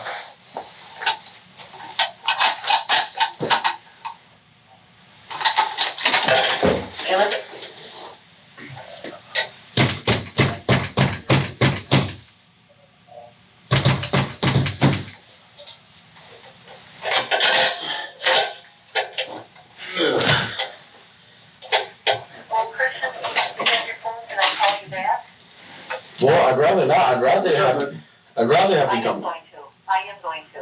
You coming down here? Yes, I am. As soon as I get a chance, I will. All right, look. Everything comes down here. And you're at the Kent County. It's Kent County? It's not like the sheriff's department. Like what's the precinct? Kent County Sheriff's Department. Kent County Sheriff's? Yeah, I'm at the Kent County Sheriff's Department. Bro, can you please get this off my way? And that's our policy. I understand, bro.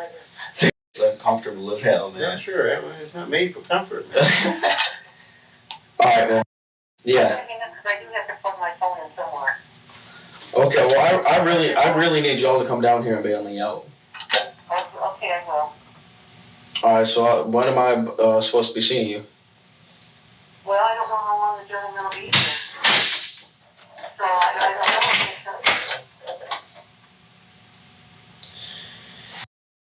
My phone's on a low battery right now too, and I'm pretty much. Okay, well, hang up the phone and then I'll come down. If they still think that I don't know. And I'm gonna keep it that way. That way they don't have the time that you left, or the time you came back, or the time you left. So you got enough stuff. And that's Christian's conversation with his mom sheds light on their relationship and underscores how much his parents are responsible for his downfall. His mother's comment that the detectives don't know she's aware of his crime and that she intends to keep it that way shows the lengths to which she will go to protect her son. Her misguided encouragement will only worsen his situation, further entrenching him in his destructive path. And now you'll hear his demands, which will confirm that Christian is indeed a spoiled brat. Yeah, man, I'm tired. I need to go to bed. Yeah, if y'all think it's going to sell, can you give me a double mattress? Look, man. All right, here's the deal. We're just kicking it, right? We're just kicking it. You watch way too much TV, dude. Like the whole getting you an attorney, and now you're asking for a double I mean, come on, man. We don't put in requests. None of that happens. That's not real. None of that's real. I mean, if you're locked up tonight, you're gonna get what you get. I mean, we don't. Oh man, I've slept on worse, believe me, bro. Okay, yeah, but I mean, I don't get what this kind of facade is. I mean, it's like, no, we don't put a request in for a double mattress and your own room, and this isn't a hotel. I mean, oh, that's not what I meant, like a double mattress, bro. I mean like a double match. They don't do that, dude. They just don't. No. That's pretty whack. But Christian's privileged attitude becomes evident during his interrogation. He demands a double mattress and calls his parents, expecting them to fix his situation. His sense of entitlement stems from the way he was raised, and this is a pattern that repeatedly surfaces throughout the case. Driven by his desperation to leave the situation, he calls his mom once more. everybody just left. They did, so do you think you can come down here now? Are you out? What? Are you out? No, I'm chained to the floor. They told me that you will probably come home tonight, but they have a lot of questions for you, and they don't know when that will be. All right. Well, I'm going to have the best lawyer ever there, so their questions aren't going to do it. Well, one thing they said, this one detective guy said that they already know. They already know that, so you could tell them their names. But you think I'm snitching out any of my boys? the trouble of it is that they already know who it is. Watch for I like it. But they know who it is. So what I have to do is wait for you to call me when the detectives are in. But they're bringing you some clothes to put on because they're going to keep the clothes you got on. They took your boots. Wait. They took my boots? What boots? Your blue ones because they have blood all over them.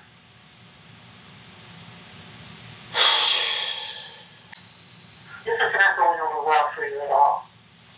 No, not. Just like you said, you did some serious damage. But the thing of it is I think there's two sides to the story. There is two sides of the story. He grabbed me by my neck, thought he was all hard and everything, so tried to slam me to the ground. Hell no. And you got his kick short then, didn't you? Yeah, Now you're going to pay the price because you overdid it. Good. I mean, maybe he won't fuck with somebody else. But like the detective here, he just says, he's got to answer some questions. He says he's just got to answer some questions. But the thing is, it is Christian. All right. The thing is, don't come home. No, please come home. Why please come home? I want you to please come home. Why? Well, you don't have to tonight if you don't want to. No, why you want me home now? Well, because of everything that happened. They just asked me, they're going to let him go tonight. They won't keep him. Wait, what? They're going to let you. You'll probably be able to get out of the detective department tonight and come home. But if you don't want to come home, then you can do what you want. It's appalling to hear a mother speak to her son who has committed a crime in such a manner. Instead of questioning his actions, she insists he comes home, showing a disturbing lack of accountability and concern. After hours of Christian sitting in the interrogation room, officers finally arrive to photograph the injuries he's alleged to have. This dude's gonna document your injuries that you got to your hands, your neck. I have injuries on my neck. You said he choked you, right? Yeah, he grabbed me around here. Right, so you should have injuries there. Yeah. What I need you to do is stand up right here. I'm gonna take some overalls, show this is you. I'm gonna need a little help here first. Okay, I think that's what you're working on. The officers, however, never found any of these injuries. Police discovered damning evidence at Christian Hillman's home, including steel-toe boots and blood-stained jeans with McFarland's DNA. On July 24, 2017, Hillman was convicted of second-degree murder and sentenced to 22.5 years to 100 years in prison, with parole possible in 2039. The jury finds Mr. Hillman guilty of second-degree murder. William McFarland endured a horrific death, suffering multiple rib fractures, severe head trauma, and unstable facial injuries. Despite receiving medical care, he succumbed to his injuries on October 31st, 2016. His eldest son, Jason McFarland, spoke in court, honoring his father as a kind and extraordinary man, leaving a devastated family and community to mourn his loss. He told me to cut her throat and cut her hair off, and then I threw it in the fire. This is Brendan Dassey, describing Teresa Halbach's final moments after her mysterious disappearance. He confessed to aiding in her assault and murder, claiming his uncle, Stephen Avery, forced him to participate, but Stephen denied any involvement. I'd have to say I didn't do it. Well, if I did it, why would I stick around if I'm guilty?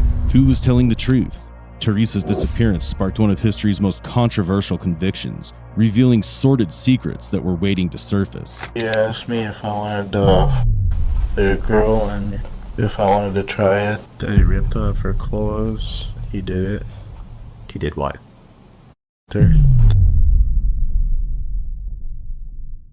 On October 31st, 2005, Stephen Avery called for Teresa Halbach from Auto Trader to photograph a red minivan at his Manitowoc County property in Wisconsin. She arrived around 2:35 p.m. and was briefly spotted by Stephen's relative, Bobby Dassey. By 2:42 p.m., her phone registered its final activity, marking her last known trace before vanishing. Calumet County Sheriff's Department. Hi, I'd like to report a missing person. And her name, Teresa Halbach. Okay, what relationship is she to my daughter? Okay. On November 5th, 2005, Teresa Halbach's Toyota RAV4 was found partially hidden at Stephen Avery's salvage yard, triggering a police investigation. 2 days later, on November 7th, 2005, investigators uncovered shocking evidence, including burned bone fragments in a fire pit, blood from both Stephen and Teresa inside her vehicle, a bullet with Teresa's DNA found in Stephen's garage, and her car key discovered in his bedroom. Despite the mounting evidence, Stephen insisted he was innocent. With incriminating evidence pointing at Stephen Avery, he was charged with Teresa Halbach's murder and mutilation of her remains on November 15, 2005. But on March 1, 2006, his nephew, Brendan Dassey, came forward with a chilling confession that changed everything. Time. We pretty much know everything. That's why we're talking to you again today. We really need to be honest this time with everything, okay? If in fact you did some things which we believe some things may have happened that you didn't want to tell us about, it's okay. As long as you be honest with us, it's okay. If you lie about it, that's going to be problems, okay? Does that sound fair? Mm-hmm. All right. You just want to talk to us and tell us, starting with that day and how you actually came to know what happened and stuff. Because now we know you were in the garage and stuff, apparently cleaning up and stuff, so tell us about that. Well, he was working on his car and he did something wrong and then he poked a hole in something and then it started leaking And then later on, when, because I was helping him before I went over there a little bit. Yeah, I know. And later on, I helped him move the car out of there and cleaned it up. And then I went back home, and then later on I got a call from him, and he wanted me to come over. Let's go back a little bit, okay? When did you first go over by Steve? At like 9 o'clock. You said you were over in the garage helping him. Yeah. When was that? Like 6:30. So let's go back, okay? Let's go back to around that time. You get home off the bus at about 3:45. Yeah. And what do you do? Now you got to be honest here. I walked on the road and I go into my house. Yeah. What did you see at that time? That she was talking, or her car was over there. Where was her car? Like on the other side of, where you drove by our house, where you turned there. It was like on the other side of the road there, by the trees. And you just said something. You said she was talking, and then you Yeah. stopped. Now, remember, this is very important because we already know what happened that day. Okay, let's just be honest here, okay, Brendan? Mm-hmm. Let's get this out. Use your memory, not what Steven told you, not what anyone else told you. Be honest, because we're gonna be able to tell when you're not being honest. I'm telling you that right now. So you're walking down the road. Let's pick it up again, okay?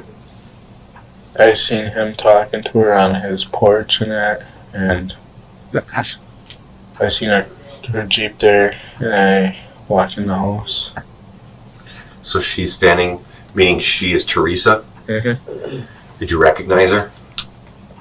Not at first. You just knew it later on when this all came out? Yeah. Brendan was interrogated 4 times over 48 hours, including 3 sessions within just 24 hours without a lawyer, parent, or any other adult present to advocate for him. As a teenager with an intellectual disability, Brendan is highly vulnerable to suggestion. Without prior experience with the justice system, his life will drastically turn after his next revelation.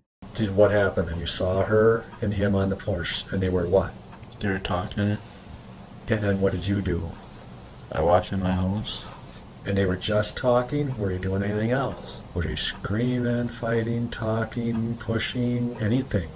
Just talking. He wanted me to come over like at 6:30, and he had the fire started because he wanted to burn some tires. And so he had it started, and the Jeep was still in there. Whose Jeep? The Suzuki. It was still in where? In the garage. So Monty's not in there. Whose car was in the garage? Tell me the truth. Nothing. We already know. Just tell us. It's okay. The truth. It's so easy to tell the truth. It's hard to make things up. Her Jeep. That's right. Her Jeep was in the garage, wasn't it? Well, if I wanted to come over later. No, whose truck was in there? The truck? Yeah. Her Jeep. Who's her? Teresa's. Okay, and that Jeep is a what? Do you remember? Like what color?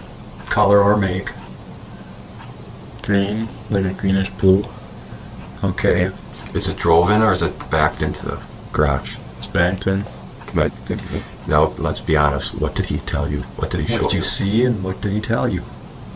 He showed me the knife and rope. Where was she? Come on, we know this already. Be honest. In the back of the Jeep. She was in the back of the Jeep. Was she alive or dead at that time? Dead. Are you sure? Okay. What did you see in the back? No, this is hard. What did you see in the back of the Jeep? That she was laying there with like a small blanket over her. Do you remember where her head was? Not really. Did she have clothes on? Yeah. She was clothed. Yeah. Was she tied up already? Or did you help him do that? Brendan is interrogated using the read technique, a high-pressure method designed to elicit confessions through isolation, confrontation, and psychological manipulation. While it can be effective, it's also controversial when used on individuals with cognitive impairments or vulnerabilities. Under such pressure, vulnerable individuals like Brendan often become confused and overwhelmed. Instead of recounting what happened, they may offer a version of events they believe the interrogators want to hear. Right up her ear.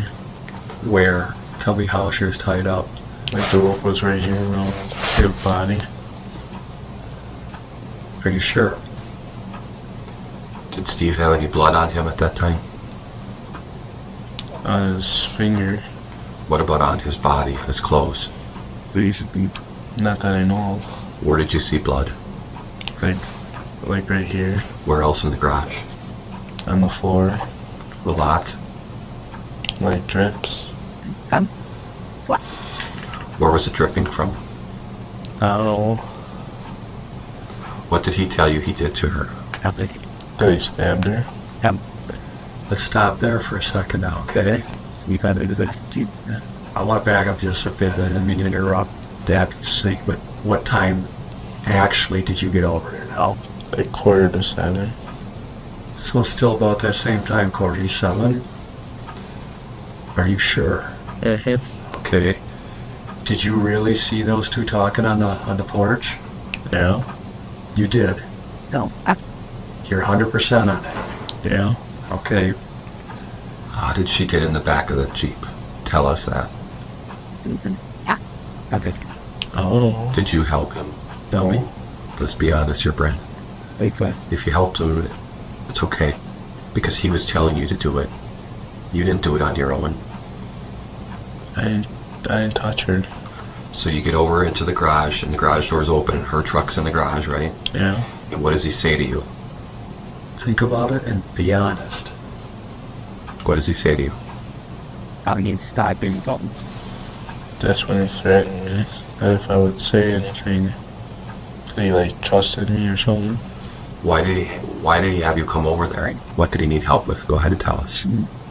Probably to get rid of the body. Brendan's body language speaks volumes. His fingers fidget nervously, a sign that could point to either deception or the crushing weight of the truth he's about to reveal. His restless movements suggest a deep internal struggle, as though he's torn between fear and the overwhelming pressure to confess. Each twitch, each shift in his seat reveals the emotional storm brewing beneath the surface. You mentioned earlier that's when he threatened you. Tell us that. That he threatened me that if I would say anything, that he would stab me like he did to her, and that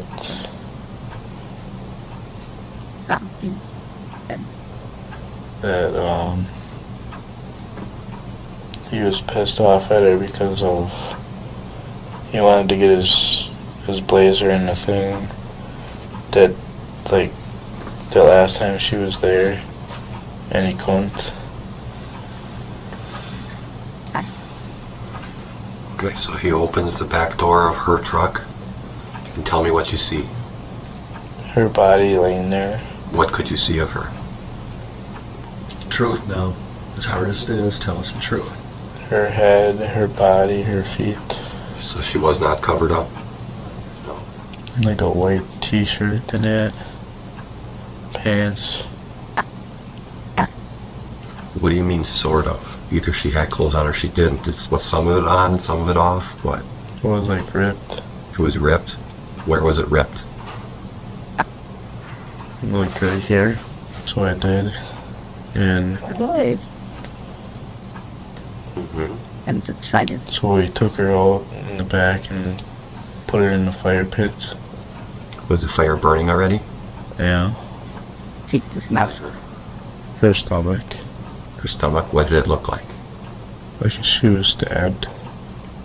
Well, I don't necessarily, I'm not telling you I don't know what it looks like when someone's stabbed. Okay, you gotta talk to someone that doesn't realize this. Tell us what you saw. Like it was all bleeding and Show me where, and on you, that would be. like right here. How much blood? Was that? Show me on you the extent of the stain or the blood that you saw. Like right there. That whole area, was it pretty wet yet or dry? Like damp. Damp. Could you see flesh or just the shirt? A little bit of flesh. Okay. How many times did he say he stabbed her?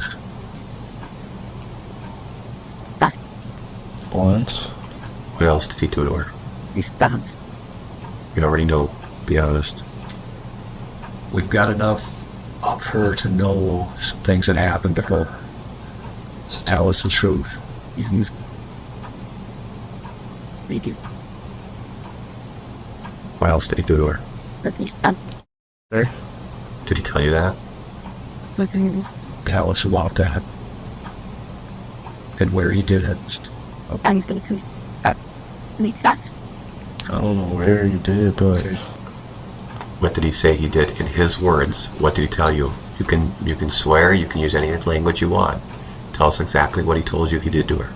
Throughout the interrogation, Brendan gave only minimal responses, often answering in single words or vague nods, as if unsure or unwilling to speak. His reluctance is noticeable, hinting at either deep fear or uncertainty.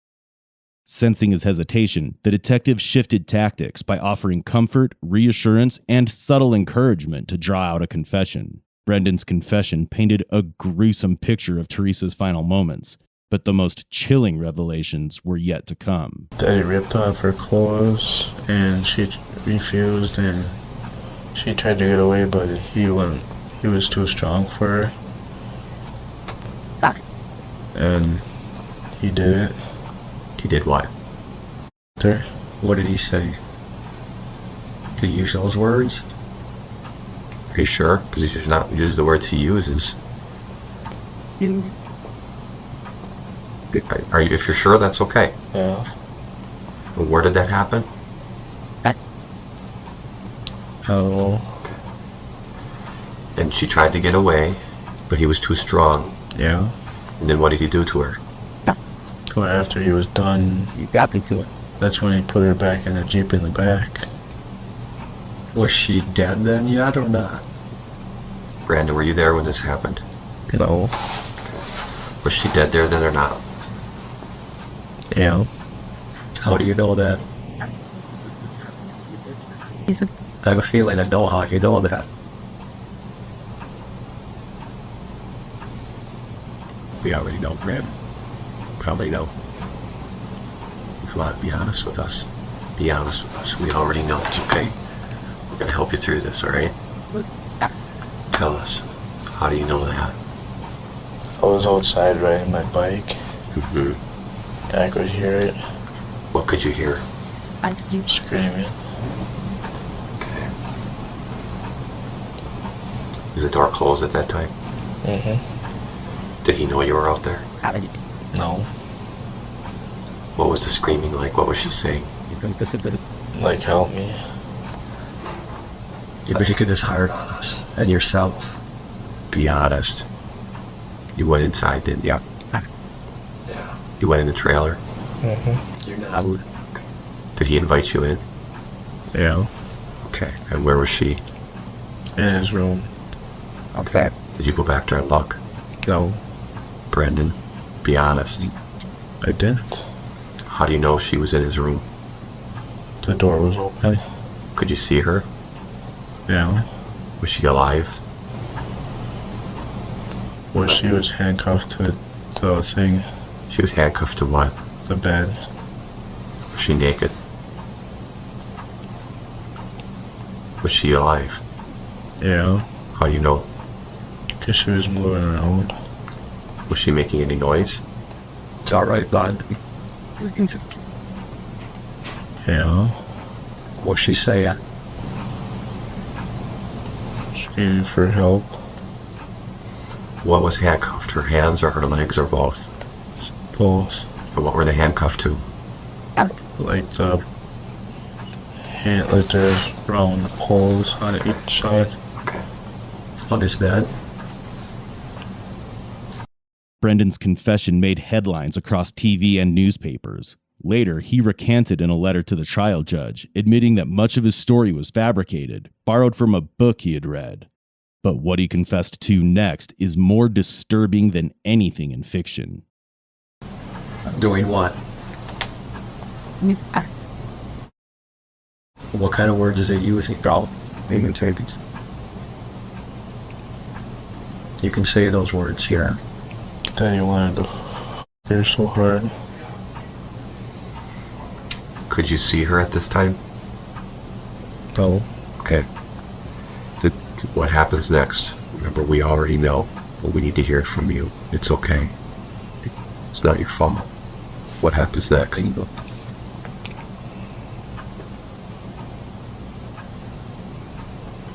Does he ask you? He does, doesn't he? We don't. He asks you, doesn't he? What does he ask you? If I wanted a girlfriend. Tell us how he said it. That if you wanted me to have some there. Okay. Then what happens next? They said that if I wanted to, I can go get some, but not right now. Come on, be honest. You went back in that room. Don't let us down. We know you were back there. Let's get it all out today. This will be all over with. Ask if you want some, right? That's what you told us. And if you want some, what do you tell them?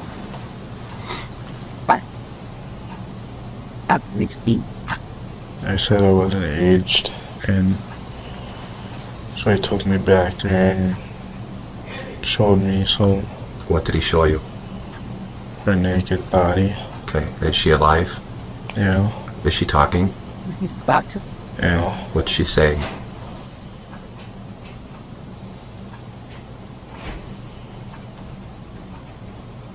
What's she saying?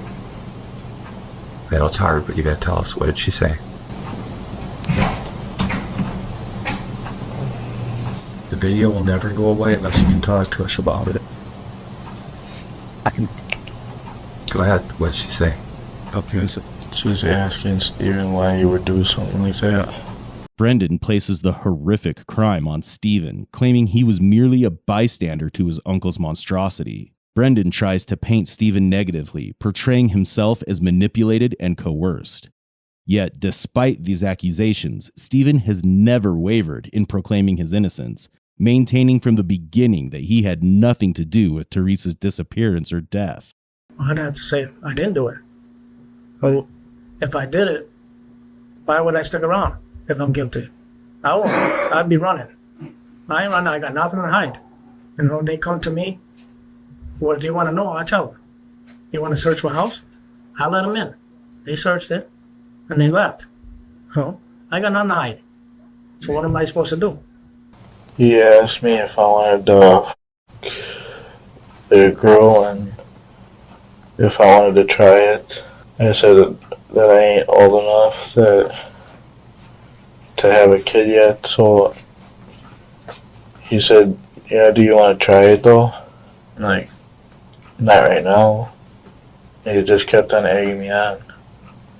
Okay, and did he say anything else to you when he was egging you on? How did he egg you on?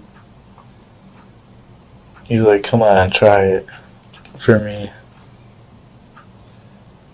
And had you been back in the bedroom area yet at this time, or no? No.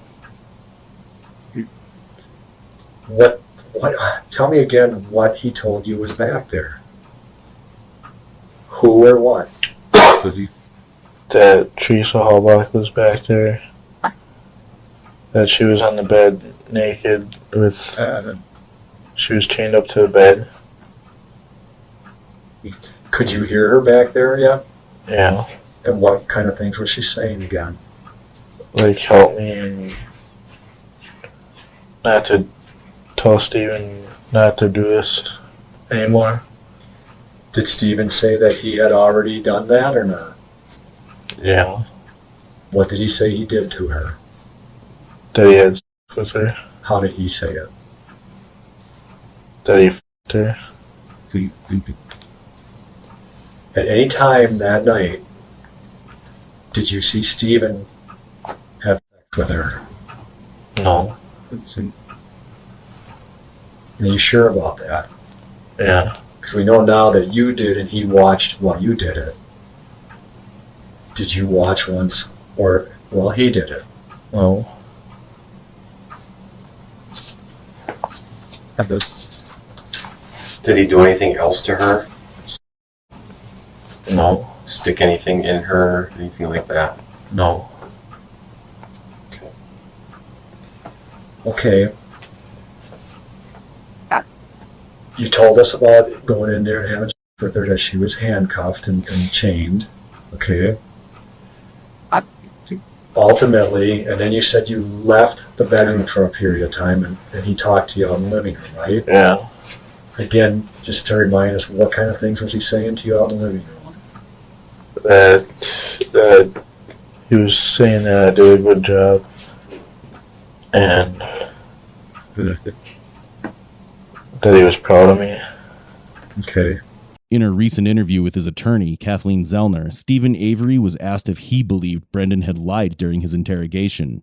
He acknowledged that it was possible, but insisted that if Brendan was telling the truth, it wasn't him. It was Bobby Dassey with Brendan that day, not Stephen. Given Brendan's age, mental state, and vulnerability, it was clear he was struggling to recount events accurately. As a teenager with limited comprehension and under intense pressure, Brendan appeared to shift blame to make sense of the situation or to say what he thought investigators wanted to hear. His confession seemed less like a clear recollection and more like a confused, vulnerable version of events shaped by fear and suggestion.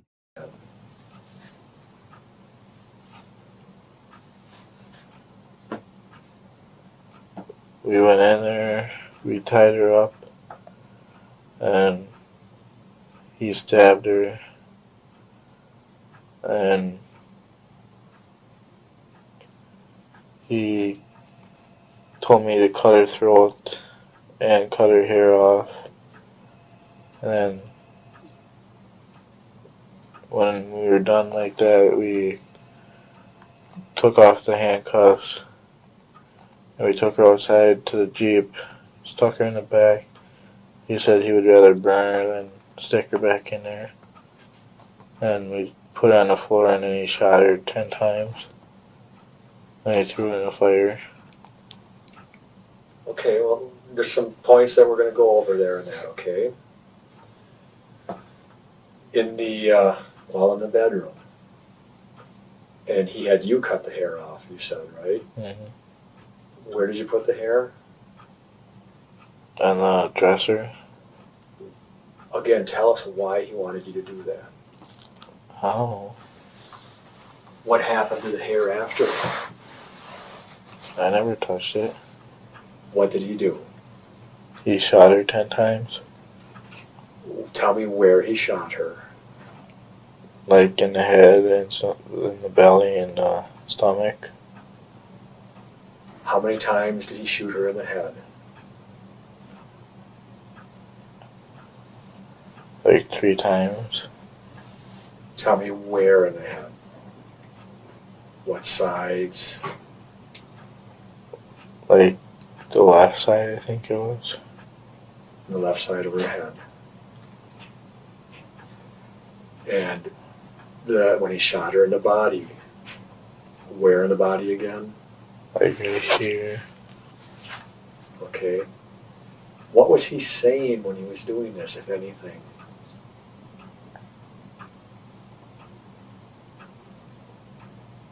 What was his demeanor? Was he calm? What was he doing?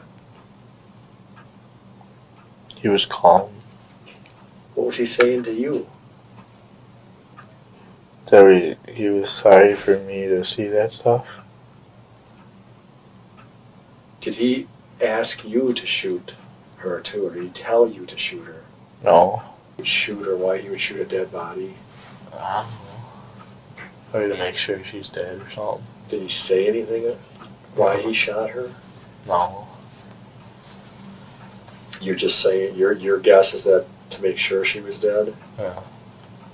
You sure he didn't say anything? Uh-uh. Was he pretty calm about this? Then he stabbed her. And who stabbed her? He did. Who's he? Steven. Okay. And then what? Then I cut her throat. Okay. And he choked her and I cut off her hair. Okay. So he choked her after you cut her throat. You gotta show me, like, on your throat where you cut her. Like right here. How deep? Just as long as the knife went through. Okay. With your fingers, show me how deep you went into her throat. I'll go like that much. See how it felt. See how what felt? The detectives wrapped up their interrogation with Brendan. Steven was initially arrested on November 9th, 2005 for firearm possession and brought in for questioning the next day to provide his side of the story. Okay. This girl from the auto trader, Yeah. she had come out to take some pictures of the car or your sister's van. Is that correct? Okay. Let's start early that morning. What happens early that morning? What time do you get up that Monday? To work or in there sometime or? Michael, he's auto trader. Called auto trader that morning? I said the flyman. Okay. What time did you call? So I was up from I don't know, 8:30. 8:30. Did you call from your house or? I'll call for myself. While you were down at work, whatever? Okay. You set up the appointment for somebody to call? Yeah. Okay. And what did they tell you that somebody would come out? She told me she don't know if she got her declination already. It might be this Monday or next Monday. Okay. Who did you call? You from the auto trader. I mean, the office, or did you tell the photographer? The office, Martins. Okay. So they said it might be this Monday or the next Monday? Down. Okay. All right. Now then, what did you tell them it was Steve calling, that you got a car to sell or a truck to sell or what? Tell me Barbara's there. Put already Barbara in there. Okay. And I got Barbara field. And Barbara's your sister? Yeah. And what's her last name again? John? Yeah. Okay. Teresa had visited Steven's property more than 15 times, but he specifically requested her from Auto Trader on the day she vanished. Was this a mere coincidence or a carefully planned move? Well, she's been there 15 times. I mean, usually when somebody's been by my house 15 times, we kind of get to know them a little bit, small talk at least. At least in my experience. Is that the case for you and her? I mean, no, not really. No. Just mostly the same thing over and over. Okay. I won't hide. You ever invite her into the house? And she would put on stand by the door or something. She would stand by the door? That's about a long time ago. Long time ago? Yeah. Okay. How long ago? Everybody. Okay. Yeah, remember.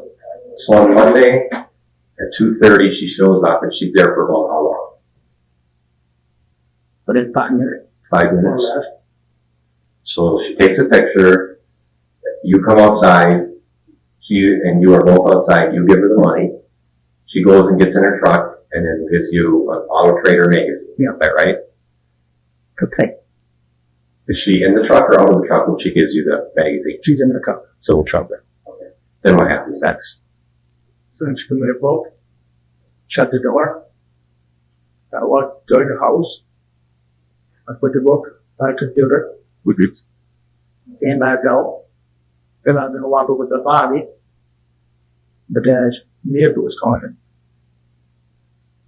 So you walk in the house, you put the magazine out, you come out, and Bobby's vehicle's gone? Bobby's vehicle's gone. And then I looked up my road and I seen her. Like she was front row and turn. You looked up by the road. Where were you standing? The little kind of in the driveway. You're standing in the driveway, in the middle of your driveway? Yeah. And from there you looked down the road, you said? Yeah. And you saw what? And she was almost by the end of the road. She was in the light turn. Teresa, you mean?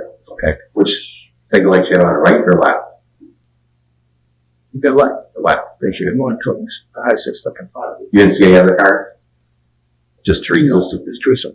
Stephen's story had shifted multiple times, with key details changing in each retelling. Every contradiction chipped away at his credibility, fueling the detectives' frustration. Detectives were running out of patience. It was time to confront the elephant in the room. When asked about Teresa's vehicle, Stephen's story only raised more questions than answers. However, something was off. The evidence tape had been cut, and the cap had a small hole. Could someone have tampered with the vial? Stephen's defense argued this is proof that his blood had been stolen and planted in Teresa Halbach's SUV. There's people out there that's got my shit. And the cops are the perfect ones that got it all. So there's somebody that takes... The sheriff is got somebody everything that on it. takes your bloody palm print and puts it on somewhere? How does that happen? A bloody palm print. How does that happen? How does that happen? Steve, explain that to me. All right, nothing. Something, you made a mistake. No, I did not. You made a mistake. I didn't do that. How can I make a mistake? So you intentionally killed her. Is that what you're telling me? No, I didn't. I didn't do that. And how did it happen? Explain to me how it happened. I think you made a mistake. I didn't do that. I think something went too far. No. Then I'm wrong. How can I do it when my mom came down, my brother came down, and I'm all with my sisters? Well, There ain't no way. there's They inconsistency see in all of something. this. Steve, there's inconsistency in your story. Everything you've been telling me. Well, how about the You other? tell one story one day, you tell another story another day. You're not consistent there. But how about the other ones? What other one? She seen somebody after me. Who's seen somebody after you? She did. Who did she see after you? I don't know. There was one day that I smelled smoke in my back bedroom. Yeah. Where would that come from? But the And I don't smoke. Well, It's already been. So you think somebody's sneaking in your house and smoking? If they were planting something, they'd be smoking. I don't smoke. So you think somebody snuck in your house and planted the evidence and they were smoking during it? Well, what else? I don't know. Steve. But it was always a man. Yeah. God, Two all my independent evidence. investigators that have never met you. Two people who have never met you. Have nothing against you. I know nothing about you. No, you see, if somebody else plants that shit there, you ain't gonna see it. Then why is your DNA there? Why is her blood in your house? How are they gonna get their blood in your house? How is her blood in my house? It can't be. How does your DNA get I inside used the to leave truck? my house open all the time How does your DNA get inside the truck? on the 18th. That's because they got blood out of me. How much blood they got out of me? A lot of blood. Steve. They got a lot of blood out of me. The sheriff. Steve. Come back to reality here. I am. No, you're not. I did 18 weeks. You think I want to do any more? No, I don't think you want to. That's what I'm trying to say. Do you want to spend the rest of your life there because you're a cold-blooded killer? Or did you make a mistake? Did she fall in the junkyard? Maybe you went down there to look at a car. Have taken on there to show her a car you want to take a picture of. Maybe she fell and hit her head and you were scared. Maybe that's what happened. That's what I'm thinking more like. I don't think you just took her into the house and killed her. I think it was an accident. I think maybe that she hit her head and you were scared. And I would be too. When you're thinking, these cops are getting me anyway, and she hits her head, and all of a sudden, oh my God, what do I do? That might be. Her blood ain't in my house. That could be. If that's what happened, tell me that. The detectives ended Stephen's interrogation without a confession, but they believed they'd gathered enough evidence to charge him with murder. No forensic evidence linked Brendan Dassey to the crime scene. Yet, Brendan Dassey was found guilty after a 9-day trial on April 25, 2007. On August 2, 2007, he was sentenced to life in prison with the possibility of parole in 2048. We, the jury, find the defendant Brendan R. Dassey guilty of first-degree intentional homicide. Now 33, Brendan remains behind bars at Oshkosh Correctional Institution with no active appeals in sight. In March 2007, after a 6-week trial, Stephen Avery was sentenced to life in prison without parole. Avery guilty of first-degree intentional homicide. Over the years, Stephen has filed multiple appeals and post-conviction motions, all of which have been denied. Once held in maximum security, Stephen now serves his sentence at Fox Lake Correctional Institution, Wisconsin, a medium-security prison. While their convictions offered a measure of closure for Teresa's family, they also sparked troubling questions. Eye to eye. There's nothing I know about this. Nothing. This is 17-year-old Javari Tapley, who murdered his cousin Caleb Short. However, he didn't stop there. He also killed Caleb's mother, Gloria Short, and his 10-year-old niece, Gianna. But why would he kill his own family? This discovery was made on January 4th, 2016, when Caleb's father, Robert Short, came home from work and was met with a horrifying scene. His entire family was lying dead in a pool of blood. Please send someone, please. I want to kill my family. Someone killed your family? Somebody killed my came home, my family's dead. When the detectives brought Javari into the interrogation room, they confronted a very stubborn suspect who was continuously trying to outsmart them. You won't kill an innocent child? No, sir, I would not. A person like you won't kill a grandmother? No. Javari Tapley is a 17-year-old who grew up together with his cousin Caleb Short and his family in Upatoy, Georgia. But unknown to the others, jealousy was building up inside Javari's heart, and this jealousy would soon destroy the happiness of the entire family. On January 4th, 2016, after the tragic 911 call, officers arrived at the scene only to witness that the house had become a place of horror.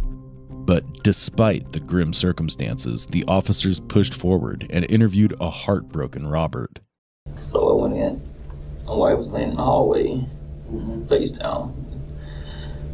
And stuff was scattered everywhere. And I checked the pulse, and no pulse. Now, when you say you check the pulse, where you check a pulse at? Carotid. Carotid order.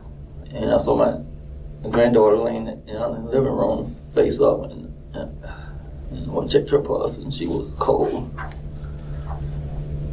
And I started running through the house looking for my son, calling his name. He wasn't in his room.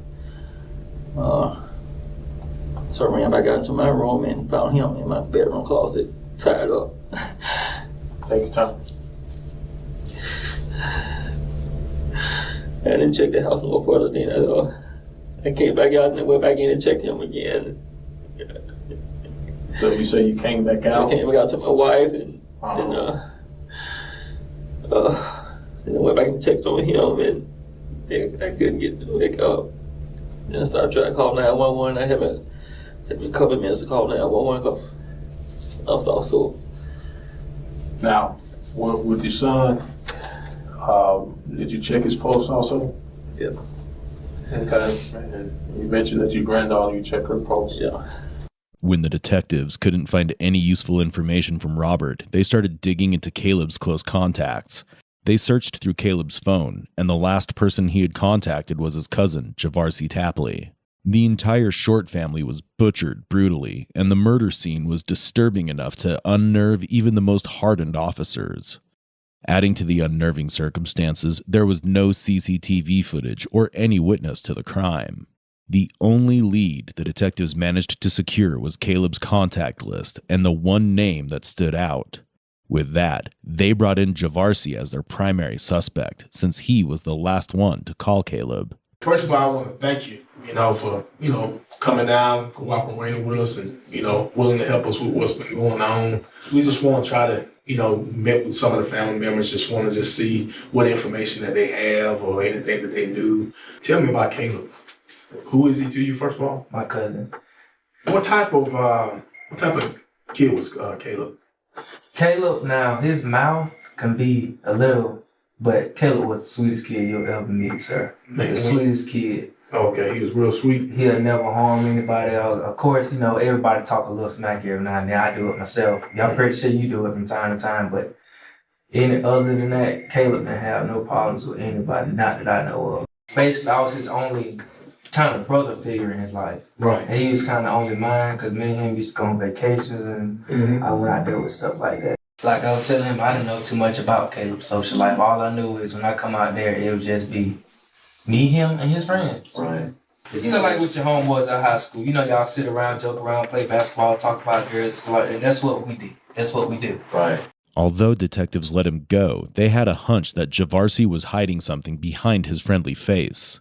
They would soon find out that their suspicions about him were correct. 2 cars were stolen from Caleb's residence during the incident. Detectives managed to track the GPS of one of the vehicles that led them to Oakland Park. Both of the vehicles were found at the same place. Using luminol, bloodstains were identified in the car, and detectives carefully collected DNA samples and fingerprints from both the interior and exterior of the vehicle as part of their investigation. After the news broke about the stolen cars being found, the police received an unexpected call from a woman indicating that her son, Raheem Gibson, might be involved in the theft of the vehicles that were found in Oakland Park. He said that he was with a friend. What's the friend's name? All I know is Rita? and Rita and some other boy. All other boy name. Wheat, huh? Rita. E-D-A. And he said they went to the house and I don't know what house.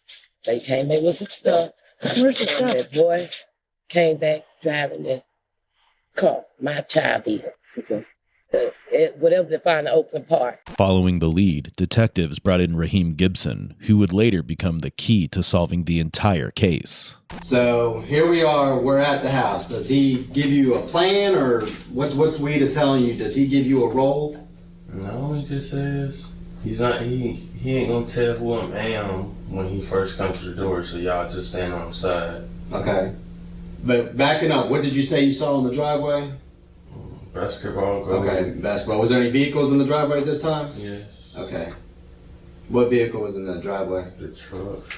Okay, when you say truck, do you know what color the truck was? Black. Okay. Truck as in like it had an open part in the back or an SUV? SUV. Okay. Closed. Okay. Detectives seem to have a breakthrough, but the real hurdle is about to begin. They would soon hit a roadblock while trying to get Javari to confess. But you might have had something to do with it. Yes, sir. What you know about that? Nothing. I mean, why would I do something like that? I told you my whereabouts. My grandma can tell you my whereabouts where I was. Mm-hmm. Why would I have anything to do with my own cousin? I don't know, that's what I'm asking you. I mean, we just have to, if people tell us something, we just have to check into it. Yeah, I understand that. I would never have something to do with it. Knowing all these years I've been knowing him, never even crossed my mind to do something like that, have anything to do with something like that. You feel what I'm saying? Mm-hmm. No. I just can't. I didn't do that. I promise you that. Because man, this was a terrible incident. Nobody deserved that. They really didn't.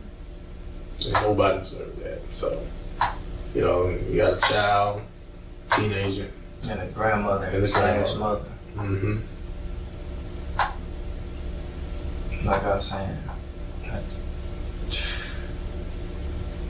I don't even see myself even being in no situation like that. And why's that?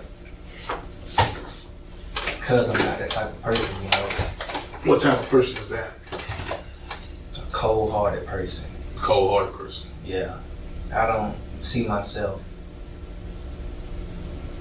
hurting anyone. Mm-hmm. You never gotten upset and want to hurt somebody? No, sir. Well, everybody got upset. Uh-huh. Can't even lie about that. Yeah. As far as getting upset and going off and stuff like that, I don't. Well, let me ask you this, man. Why would people be saying, what if I told you, why all these people would be saying that you had something to do with it? Probably because Caleb was my cousin, and they saw, when me and Caleb was together or something like that at the mall, they saw me and him together. So they figured if he always with Caleb, he probably know who Caleb had beef with, who Caleb all let come to the house, who Caleb hung out with, who Caleb did this with, who Caleb did that with. You feel what I'm saying? Yeah, I feel you. Yeah, but stuff like that, no. I don't know who he had beef with or anything like that. Are you sure? Yes, sir. I'm positive. So you don't know nothing about this incident at all? No, sir. You ain't heard anything about it at all? No, sir. As far as my grandma saying what she said and stuff like that. And what she said again? She had said that she think it was somebody in the family or something like that. And that dude on the corner at that store, and he told us he see like the same thing. And I was thinking to myself, it can't be, because everybody in Caleb's family is too sweet like that. And nobody on our side of the family even met that side with my grandfather. his side of the family with Caleb now. So that's why I was like, no. Y'all can't be right. In his second interrogation, Javari plays mind games, trying his best to showcase his love and affection for his cousin and extended family. However, the detective knows the true nature of his heart. I understand y'all want to know who did this and all, but as far as information, I honestly don't know. With the swab and all that, I said, I didn't see no point of doing it. Like I just told that detective right there. I said, you find anything the same day, you got my grandmother's number, you know where she live at, I'll come in and do everything. What you mean by that? I mean, you gotta clarify for me. I mean, as far as me not being out there since June, there's no even way of point. And for... What do you mean find anything? What you talking about? He said something like, if he come across anything in the next 2 or 3 months, he just want to make sure I'm out the way. But like I said, you got my grandmother's number, you got my number, you got the address. Not going nowhere. I'm there. I go to Spencer High School. I'm there. You call her, ask her. And like I said, I told y'all I'll think about it, but I just didn't see no point in doing that. But yeah. Okay. Well, we appreciate it. You know, we had to ask you. Just support the process, okay? Yes, sir. And I want to say this to you again. You hear anything, or you remember something that you may not remember tonight, give y'all a call. Give us a call. Yes, sir. All right, well, let me go check on some stuff. Let's see about getting you out of here, man. All right. We appreciate your time. Appreciate you coming down, okay? Can you please take me home now? I'm sleepy as a dog, man. Give me a few minutes, okay? We'll get you home, okay? All right. Thank you. You're welcome. The detective is pushing him to admit his guilt, but he lies through his teeth without any remorse. He even challenges the detectives and refuses to take DNA tests, but his struggle to keep his secret buried was soon about to fall apart. I just get a vibe about you, and, you know, if something just keep telling me that things not adding up here, man. I don't think you're being truthful with me. I'm being 100% truthful with you. I don't think you are. I don't think you are. You know, I've been doing this, you know, for some time now, speaking with people, and some things you telling me, it don't make any, it's not adding up. It's not jiving. Well, I'm telling you what I know, and from what I have done with Caleb, and as far as being around him and stuff like that. Well, I think you know more than what you're telling me. I honestly don't. I do. And deep down inside, you may know why I feel that way. Not really. As far as you asked me where my whereabouts were, I told you. My grandma can vouch for me. Is there anything you want to get off your mind? Anything you want to get off your chest? No, sir. Anything you want to get off your heart? No, sir. Sitting here looking you eye to eye as a man. As a man. I don't have nothing to hide. I mean, like, if you don't believe me or whatever, I mean, that's just how you feel. Okay. Eye to eye. There's nothing I know about this. Nothing. So a person like you want to do that? No, sir. Never, ever. Can harm nobody. Person like you want to kill an innocent child? No, sir, I would not. Person like you want to kill a grandmother? No. A caring person like Miss Gloria? No. Person like you want to kill Caleb? No. Been straightforward with you since the first moment I walked in here. It's about 100% clear now that Javari is truly a pathological liar. At this point, it's quite shocking to see that he still shows no trace of remorse. This attitude strongly hints at sociopathic tendencies. He knows that his lies are caught, but even then, he keeps on provoking the detectives. We had some people down there talking to your grandmama. Is there any reason why they would tell us that you and Caleb were kind of like video game buddies? We never had the same systems. Well, I'm just asking because that's what they were telling us, which made me kind of wonder because you were telling me y'all weren't that close and you don't really know much about him. So you don't play no games with him online or nothing No, like sir. that? I know Detective Malone here told you what he thought about it, and I ain't gonna lie to you, man. I understand. If I knew anything, I would tell y'all. But as far as like video game buddies and stuff like that, no. I don't play any games. I don't own any games. The last game I owned was right before I lost my last job. Was working at Waffle House. I worked at Little Caesars before that, and I barely can afford to make payments on that, so I took that back. I think you know more than you're telling me. Which I don't. I'm just telling. I'm being honest with you. I ain't lied to you since I come through this front door with you. But there's something in me telling me that you can help me out, and I don't know why you're holding back. I'm not holding back. I promise you I'm not. I'm being honest with you. Same thing I told him. You know, I don't. My job is not to bull people, and there's just something. Everything you're saying to me is like you want to dance around everything, and I don't get that because it's your cousin. It's not my cousin. I understand. I'm telling you what I know. From my family members to theirs, they know I don't have much contact with Caleb. Caleb don't tell me anything. I don't do anything with him. Like as far as video games or anything. But you say you tell me if you did, right? Yes, sir, I would. He's clearly trying his best to prove his emotional and mental distance from Caleb, but little does he know that the detectives have already secured enough evidence to send him to jail. Moreover, his friend Raheem has already confessed to his own involvement in the burglary and implicated Javari in the brutal murder of his family.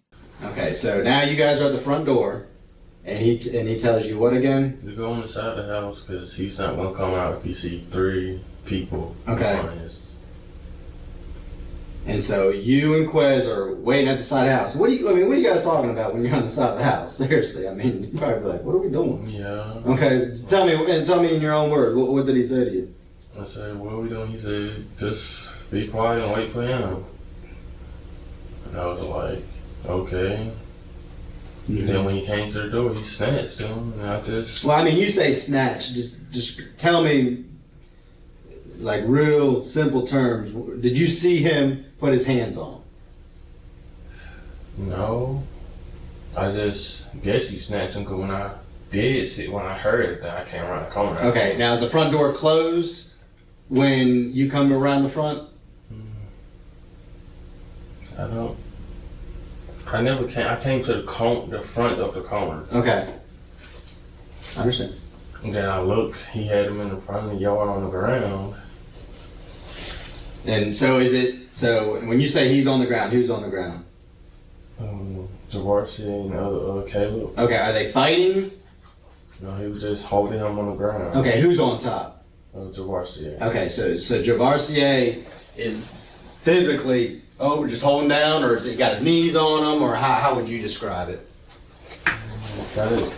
Holding his hands on. Okay. Holding his hands behind him. Okay, is he asking you to help him, or how does that work? He asked me to help him. I said, "If no," and I just stood in the bush and I sat down. Then the other boy helped him. They tied him up. I started shaking. Okay. When you say tie him up, I think rope, but what did they tie him up with? Okay. There's all kinds of tape. What color was the tape? I guess duct tape because it was gray. Okay, so you're saying duct tape because it's gray or silver. Would you say silver or gray? Gray, silver, but it's shiny. Okay. When he ties him up, what hands or what part? Can you show me? Tied him up like this. Okay. So his hands are like this? No, like this. Okay, like this? Yeah. Okay. Any other tape, or he just tapes them all the way around like this? Yeah. Okay. Yes. So what's he saying to him at this time? He just kept on saying, But when they arrived at Javari's grandmother's house, the SUV was nowhere to be found, and the shoe boxes had already been unloaded. So the question remained, how did Javari manage to ditch the SUV and the other car so quickly, reaching his grandmother's house faster than his friends? Unfortunately, Javari and Rufus still refused to provide the missing details, keeping much of the story unrevealed. On January 12, 2016, Javari was arrested based on the evidence gathered from his grandma's house. It's regrettable to see that all three of the perpetrators of this case were juveniles. In 2018, Javari Tapley was sentenced to life in prison without the possibility of parole. Raheem Gibson was sentenced to 30 years in prison, and Rufus Burks was sentenced to 2 consecutive life sentences. In the courthouse, Caleb's sister Shamika confronted Javari, showing him a picture of him, Caleb, and Gigi swimming together in the pool. However, Javari showed no remorse, making it clear that his actions were driven by jealousy and was still consumed with rage. Javari was loved by Gloria and her family. He also spent the summers with the Short family. Despite being unconditionally loved by the Short family, Javari chose to destroy this sweet, close-knit family out of his jealousy toward Caleb. But was it jealousy, or did Javari have a sociopathic side that no one knew about? If Caleb was the reason, why did Javari brutally kill his mother and Gigi? How could Caleb have never seen this dark side of his cousin? Or was it simply the love that blinded the Short family, making them trust their close relatives without question?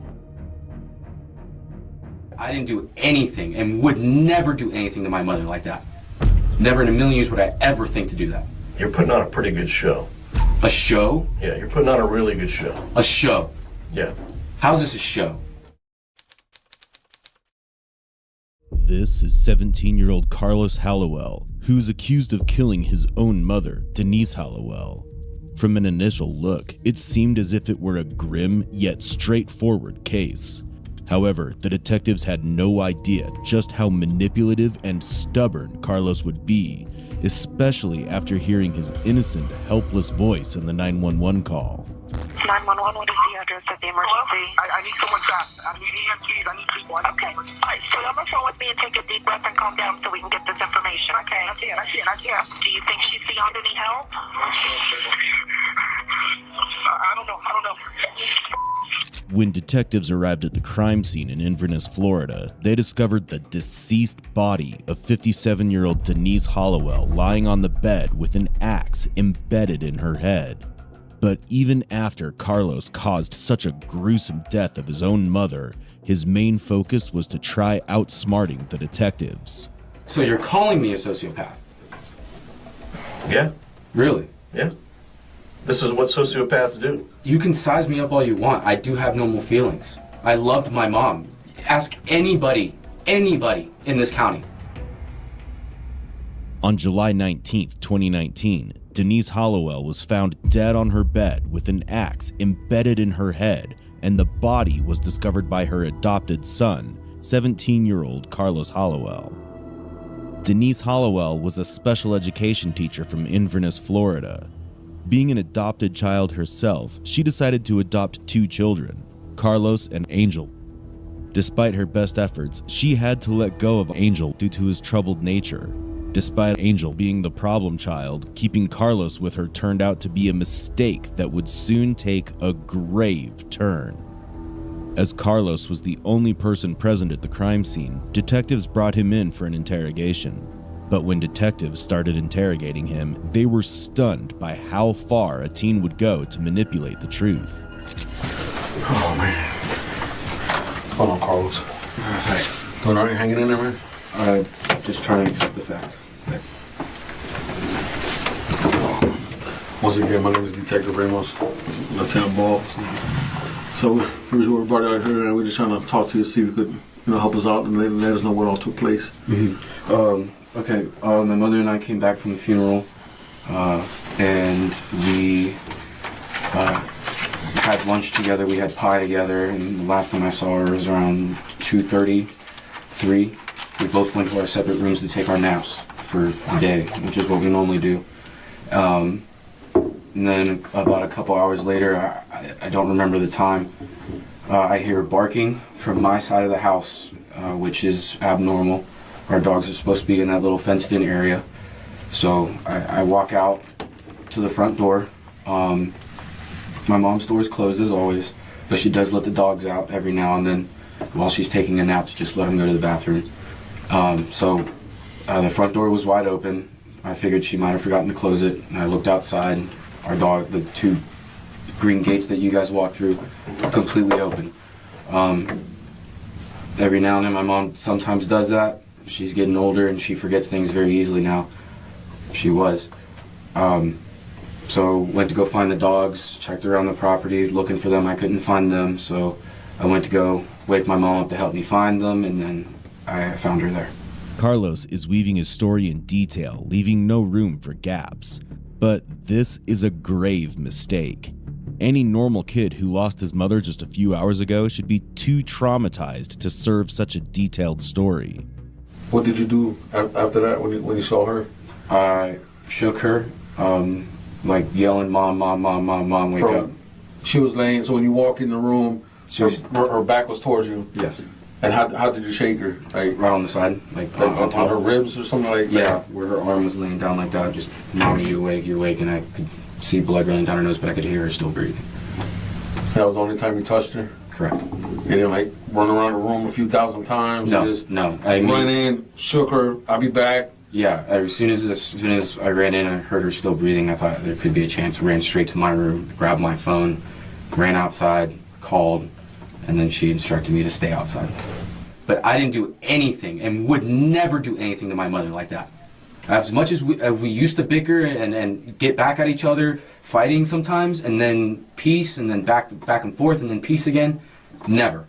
Never in a million years would I ever think to do that. She's my mom. I was adopted at age 4, and I've been with her forever. Yeah. Would never do such a thing like that.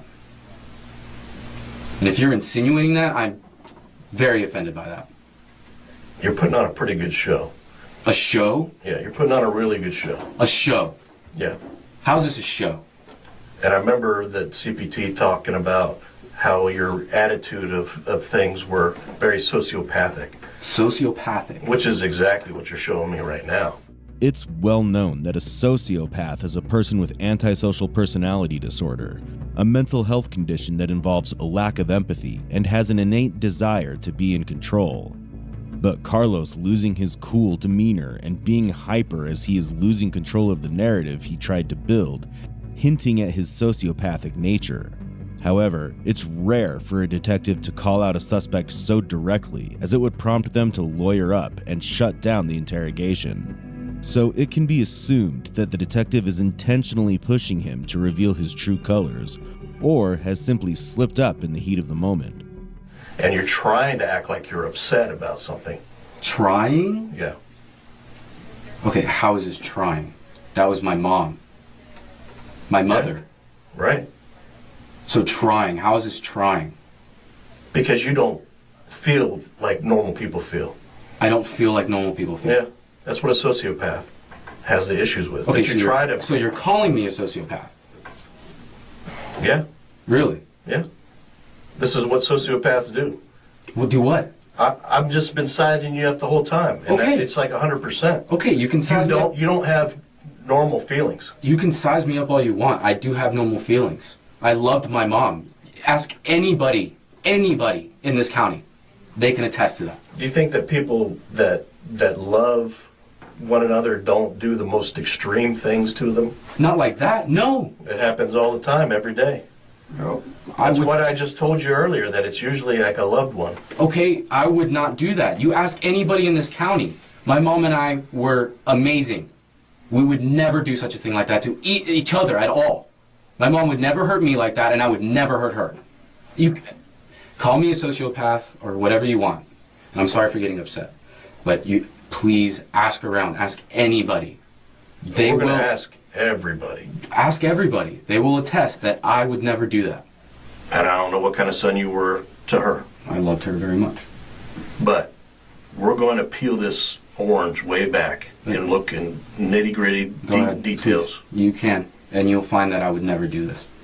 I don't know who the did. evidence is going to show us something. Okay, that's fine, but I would not do this to my own mother.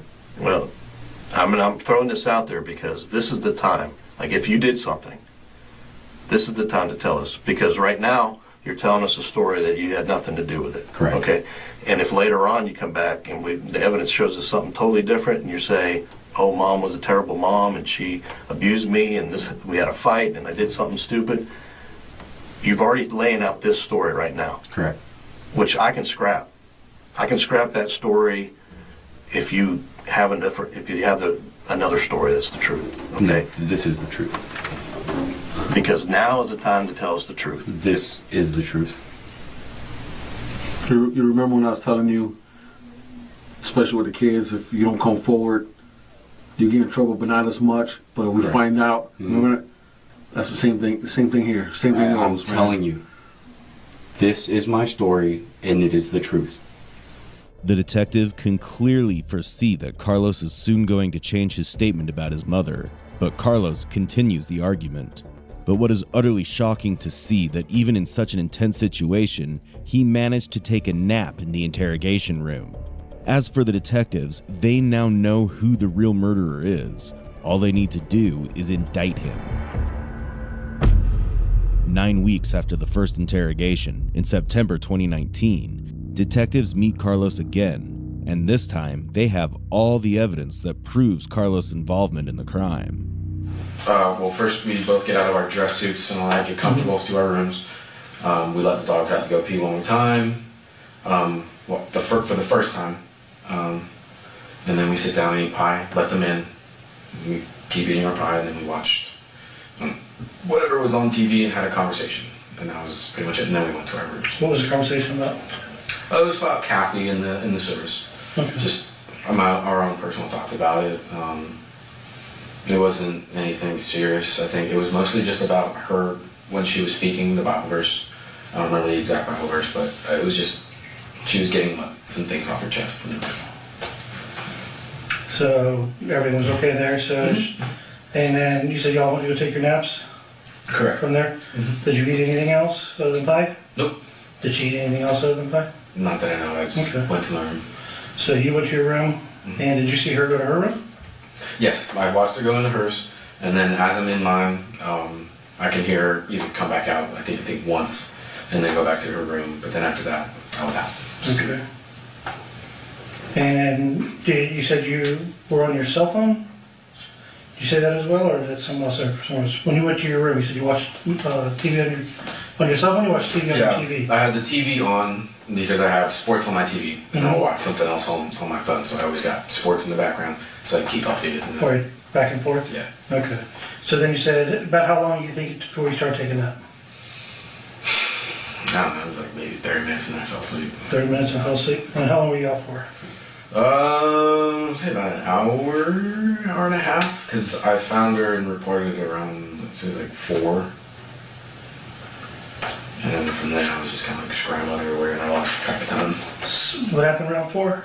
Is when I called it in, I think. I don't remember specific times of what happened. That's okay. I understand that. So you think you called 911 around 4? I think so. It was a lot later. It was? Yeah, it was a lot later. That's okay. I mean, it's not a big deal there. All right, so you said you slept, you think, for about an hour, hour and a half? Yeah, about. And then, but you were watching TV, your TV was on the whole time while you were sleeping, or did? Oh yeah, it stays on. Yeah, that's how I fall asleep. I fall asleep to the noise in the background. It's kind of white noise. So did you wake back up once you fell asleep? When you woke back up? Could you repeat that? You said you fell asleep after about 30 minutes of being in there? Yes. So you got home around 2:30, 3 o'clock-ish, you think, roughly? I think so, yeah, around there. So 2:30 to 3, ate pie, so figure what, 4:30, you probably went and took a nap? Yeah. 4:30, took a nap. So you slept for about an hour and a half, half an hour to an hour and a half? Right. So when you woke, did you only wake up once, and that's when you heard the dogs barking? Yeah, I didn't fall back asleep, it was just once. Woke up, heard it, was like, okay, one of the dogs are out, don't know why. Carlos continues to try outsmarting the detectives by retelling his version of the story. He remains calm and even manages to smile. But this time, he's more playful with his hands, which is a clear sign of anxiety. And he should be, because the detective is soon going to show him a piece of evidence that will change the course of the interrogation. And then you went and said you got the dog. Did you, when you were out in the front yard by the gate to get the dog, well, not by the gate, by your window, correct? Was she still by your window when you went outside?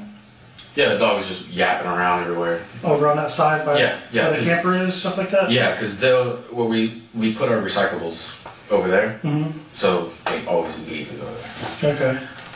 So you just went straight there and then straight back to the front door, or did you walk around the house? No, I went straight there, barking got one, and then I yelled the other 2 dogs' names, didn't hear them, so I figured they're already down the road. Okay, so where'd you go from there? Went to my mom's room. So you got the dog in the house, went straight to your mom's room. Okay, and then that's when you found your mom. You said you called 911 and you walked outside? Yeah, the operator told me not to be in the room, so she said leave the premises. I was like, out the house, open the gate, signal down the officers or whatnot. So that's when I stayed out of the house. Okay. So that's when you called 911. So you didn't go to the backyard at all? No, no. Okay. Now what about... I could see it though. I mean, it was... Right, you could see it from the side, but you Yeah. never went back there? No, I could definitely, that's why I didn't go. I was like, oh, no dog. Okay. It's all one big, like, very visual land. You can see pretty much You can see it's wide open. I've seen it. I haven't been inside, but I can see everything up there.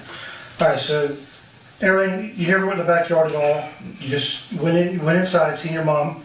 Your phone was already on you at that point? Yeah, like always, it's usually on me. Okay, and then you walked outside and called 911. I called when I was there. I was in the room when I called. Okay. Yeah. Asking him about his 911 call in Denise's phone again and again is just setting a trap for him. When Carlos realizes his mistake, it'll be too late to undo it. I don't know if they have that in like records, because I told them. The call we do, yeah. Yeah, I told them exactly what I saw and I was in the room. And that's when she told me to leave the house. Now what about her phone?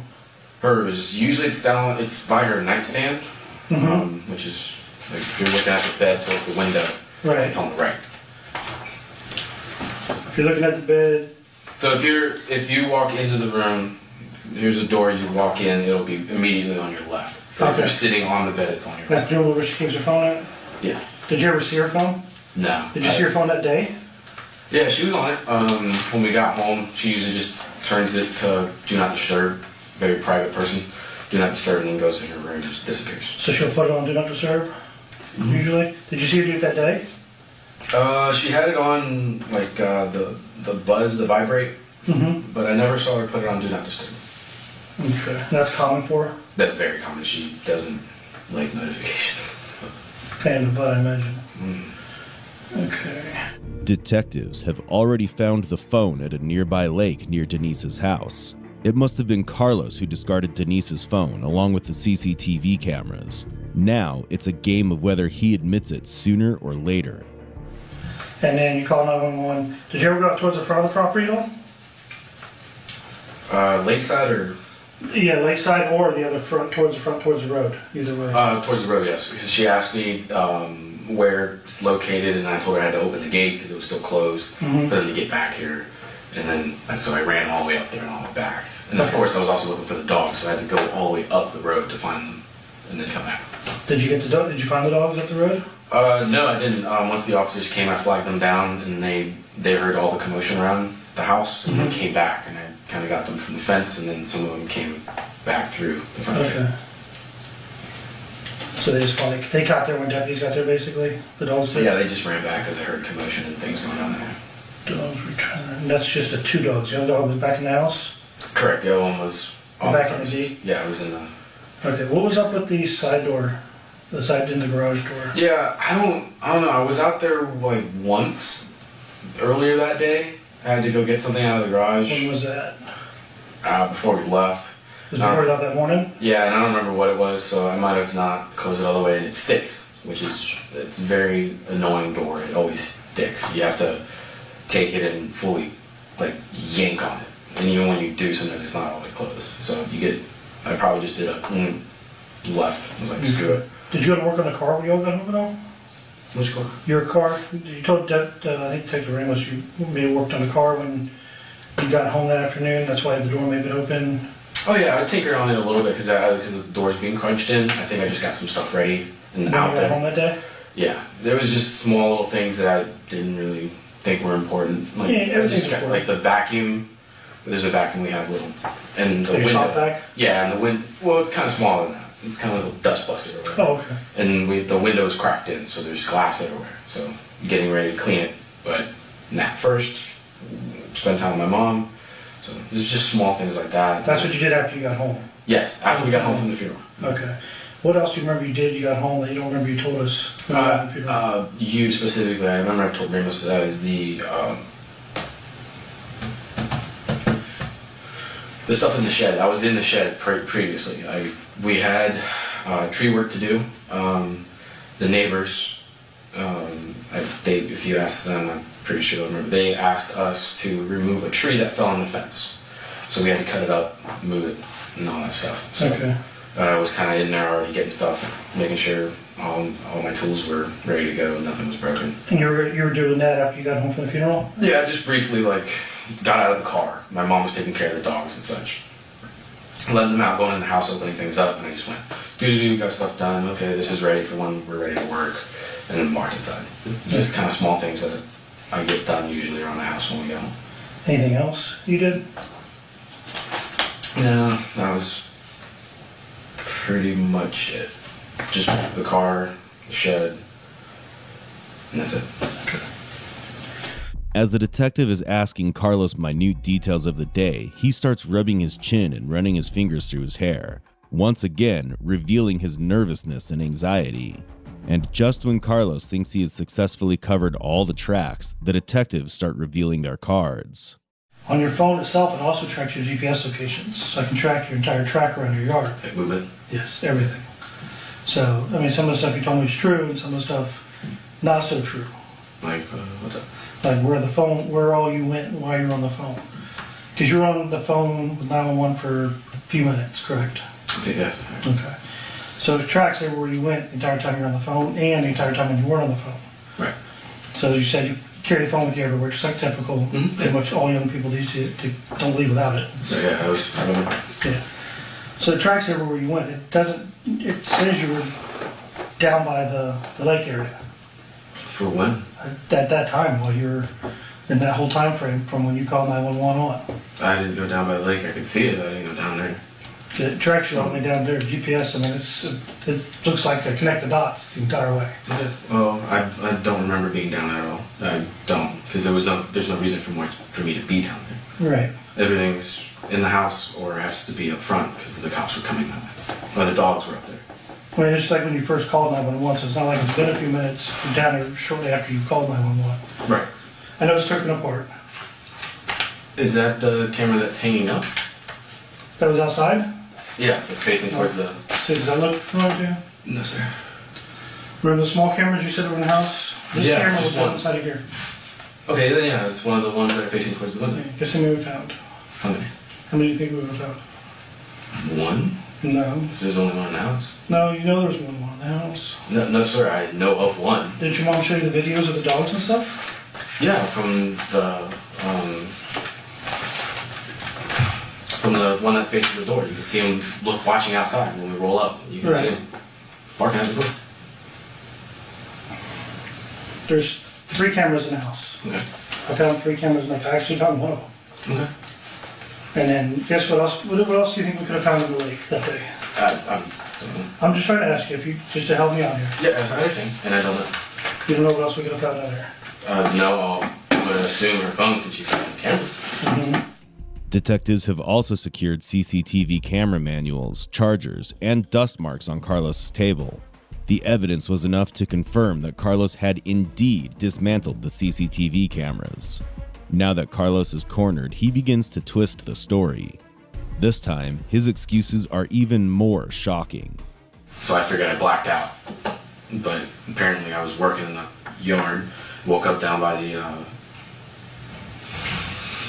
where the fire pit is. But I wasn't even near the fire pit when I was working. I was working all the way down by the front gate, getting the fence all ready to go, and before we started clearing it out. So I was working up there, and then all of a sudden I woke up down by the fireplace. Okay. As you know, we went through the whole house. No signs of anybody else in the house but you and your mom. Right. I mean, completely no other signs. So the only person who could have done it been you. Right. And I understand how that makes you feel at the same time. The thing is, here's the thing. I want to know. I want to know because I want to know if that I blacked out and did this, and then. So I need your help. I want to know. I don't remember. I don't remember from being in the garage to then. It's nothing. And I don't remember any arguments. Nothing like that. Nothing at all. Well, you can argue. You still mad at her for the whole Bryson thing? No, I accepted that because that was my fault. And since I've come back from living with the Irvings, our goal was to take responsibility for our problems, like no matter who. Either my mom messed up and she never wanted to admit it and I was mad, and then we were both mad, or I messed up and I never admitted it and we were both mad. Because we're both very strong opinionated and Yeah. strong-willed. So now it was like we were trying to like back off that because I'm turning 18, I've graduated high school, my son started, so we were like, okay, we just need to settle. Because my mom wanted to put me through school, I wanted to go through school, and I just wanted us to work out. That was it. Nobody else there could have done it. It's just you. Like I said, we've been working day and night, weekends, waiting on everyone to come back. It took a lot of everyone to come back because we had to be thorough. I don't want to accuse you of anything and then it be somebody else. There's no evidence for anybody else. Right. And I'm very thorough on that because I don't like ever being wrong. Right. And I appreciate the way Ramos came at it. I didn't like the other detective, to be honest with you, the one that was with you the first day. He was calling me a psychopath and a sociopath that I don't feel anything. I didn't appreciate that at all with him making those assumptions before anything was even done. I appreciate the way you guys went through everything. I'm just telling you, there's nobody else that we could show. I understand, but I still don't remember from the night. If you guys have that concrete evidence, then okay, but I don't physically remember anything. Anything at all? No. Do you remember, like, do you remember glimpse during your dreams or anything? No, because the dreams start from when I wake up and see her, and then they just continue all the way through to, like, spurts of the group home or stuff like that. Because, I mean, all the evidence points to you. There's nothing else. That's why I'm trying to get you to help me out because I don't remember anything. We didn't have any fights, and that's the thing. That's why I panicked the most. Because I specifically remember being in the garage with the sharpening iron, right, sharpening the axe, like getting it ready to go. I even went out to go look at the fence line, hopped the fence, looked at the tree, blah blah blah. Did all that normal routine. Gotta figure out, okay, where am I cutting? What am I cutting? And then what part of the fence do I have to fix? Because that's what they asked. Getting all that stuff ready, and then from then to there, I remember nothing. Yeah, because I mean, I want to help you try to remember because it helps me for case-wise for you. Right. I'm not out against you whatsoever. Right. I like all the evidence. That's all. From the case, I understand, but I don't remember anything from there to there. No arguments or nothing. Maybe you had an argument. Were you just mad at her about the situation? No, there's nothing I remember anything about. Remembering nothing, Carlos will start spinning the story, just as the detective predicted in the first interrogation. Carlos already lacks words and fails to stick to his old story as all the evidence against him is popping up. Because somebody set you off, you're the only one there. I'm not. Because nobody else at all could have done this. Does that mean I'm going to jail straight after this? Well, we should try to figure all this stuff out, dude. I mean, I just want to understand because you guys saying there's no one else that got that. There's no one else who could have done it but you. Right, so what are you guys And that's what I'm trying to figure out what happened that day. It depends on, did you have a good reason for what happened? I don't remember. That's the thing, is I don't remember. I just remember that a couple days before, my mom was being very physically, verbally attacking. And of course, she definitely let me have it when she caught me sneaking by something. I think she yelled at me worse than I thought I deserved. Was that Friday or was that Saturday? It was probably Friday, the day before. Probably Friday, yeah. I don't remember exactly the day, but it was worse than I thought was like really deserved. Right. Because I thought it was just gonna be like maybe a whole hour's worth of her telling me she's disappointed, she's pissed off, blah blah blah. But I remember it being a whole like half a day spiel. Like I left my room, she's like, "What the f are you doing now?" And I tried to my room. So you're pretty much grounded. Yeah, for that day apparently. For the half the day I couldn't do anything, and then I think at night I went out and snuck out and hung out with some friends. So, like I said, that's all I'm trying to figure out. I don't understand. Somebody can help you on this. Something like we spoke, man. Just honesty is gonna go and set you free, bro. It's gonna just lighten up all this. Like I said, we all do pressure bust by. We do accidents we don't mean to happen. You know what I mean? Okay. I think it was about 30 minutes before we got home. Because I remember we resolved it when we got home. Because if you look at the tapes, we were fine. I think it was like 30 minutes before we got home. But my mom was starting to get really, really verbally abusive towards me about WTC. Because I was telling her maybe I didn't want to do it in August. Maybe I wanted to do it in January. Take some time. Yeah. And she let me have it. Big time. She was calling me a disappointment again, and then was threatening to like no longer pay for any of my college and just kick me out immediately as soon as I turned 18. Which that's like normal things happen. Like you turn 18, time to go. Yeah, so that I wasn't really too worried about that. And then she was like saying stuff like, I hope that it's like I hope you do bad, stuff like that. But it didn't escalate until I just was like, geez, calm down. Because whenever I tell her to calm down, I pushed her button. You don't tell a woman to calm down. I know, so I'm like, so it was getting pretty bad, and I was like, geez, well, all right, calm down, I get the point, I understand, but I just think I need time, because I remember specifically, I told her I just needed time. I'll work, I would work and save up to pay half the schooling, fine, I don't care. I just need that time between now to August, to January, because I'm not even 18 yet. I'd prefer to be 18, and then start, and then go. Yeah. Be good to go. So she wasn't having it at all, and she never laid a hand on me, but she was very verbally abusive. And I remember, I do remember being in tears by the time that conversation ended, and by the time I was crying pretty heavy, she stopped. I don't remember anything from that day, anything bad happening from that day. And that was before y'all got home. And that was about 30 minutes before we got home. But as the detectives start pushing him, he starts losing control of his story once more.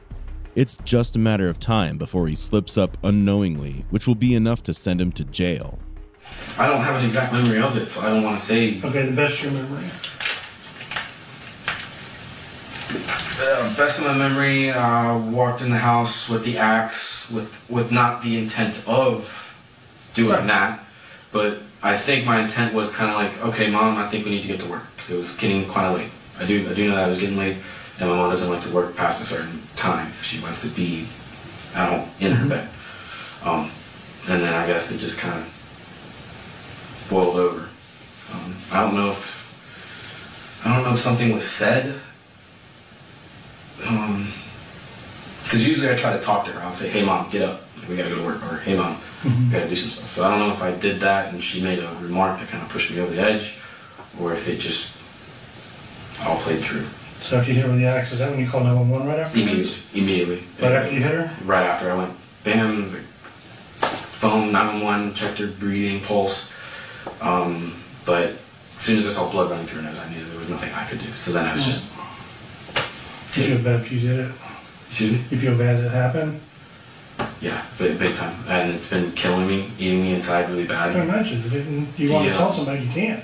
Well, the thing is, I didn't want to tell at the beginning because I didn't know exactly for a fact. And then after a while, it was just replaying in my head. I'm like... But you did call 911, try to get her help right away? Immediately. I'm pretty sure... damn, I took the cameras down. No, they were still up when I called. Immediately, as soon as it happened, I called 911. The secrets are out, and there's no going back now. He admits arguing with his mother on the day of the murder, but arguing with Denise was not new. Perhaps it was that particular day when his bottled up emotions took over, pushing him to such an extreme. Being a sociopath, Carlos is incapable of acknowledging his own faults. Although Carlos confessed his crimes, it appears that he's still hiding the complete truth. He claimed that he called 911 immediately, but the evidence tells a different story. Detectives retrieved his digital footprint using his mobile's GPS tracker, and an unbelievable discovery. Carlos was by the lake destroying evidence while making the 911 call. With all the evidence in hand, along with Carlos's confession, officers presented him in the court. On September 14, 2021, Carlos was charged with first-degree murder and sentenced to life in prison without the possibility of parole. Because he was a minor at the time of the crime, he was ineligible for the death penalty. However, the cruelty of the crime, particularly the size of the axe Carlos used, made the presiding judge call Carlos an incorrigible offender and described him as unlikely to benefit from rehabilitation due to his psychopathic tendencies. The judge further stated that Carlos's behavior was a culmination of his desire for control over his mother's assets and highlighted his dangerous nature as cited by mental health experts. His actions were clearly premeditated and not driven by any sudden emotional outburst. In a jail interview, when asked why he committed the murder, he failed to provide a proper explanation, making it more likely that this brutal murder stemmed from his sociopathic nature. It could also have been considered a manifestation of schizoid personality disorder, where one fails to form attachments and feels no guilt whatsoever. It can also be assumed that the reason was Carlos's fear that if Denise was not pleased with him, she may abandon him too, like she did to Angel. So, was it the fear of losing his home, or was it his sociopathic nature that pushed Carlos to kill his mother? Feel free to share your opinions. We'd love to hear from you. If you have any cases you'd like us to cover, please share your suggestions in the comments section. Also, don't forget to like, share, and subscribe to our channel to uncover more cases like this from around the world. Until then, stay safe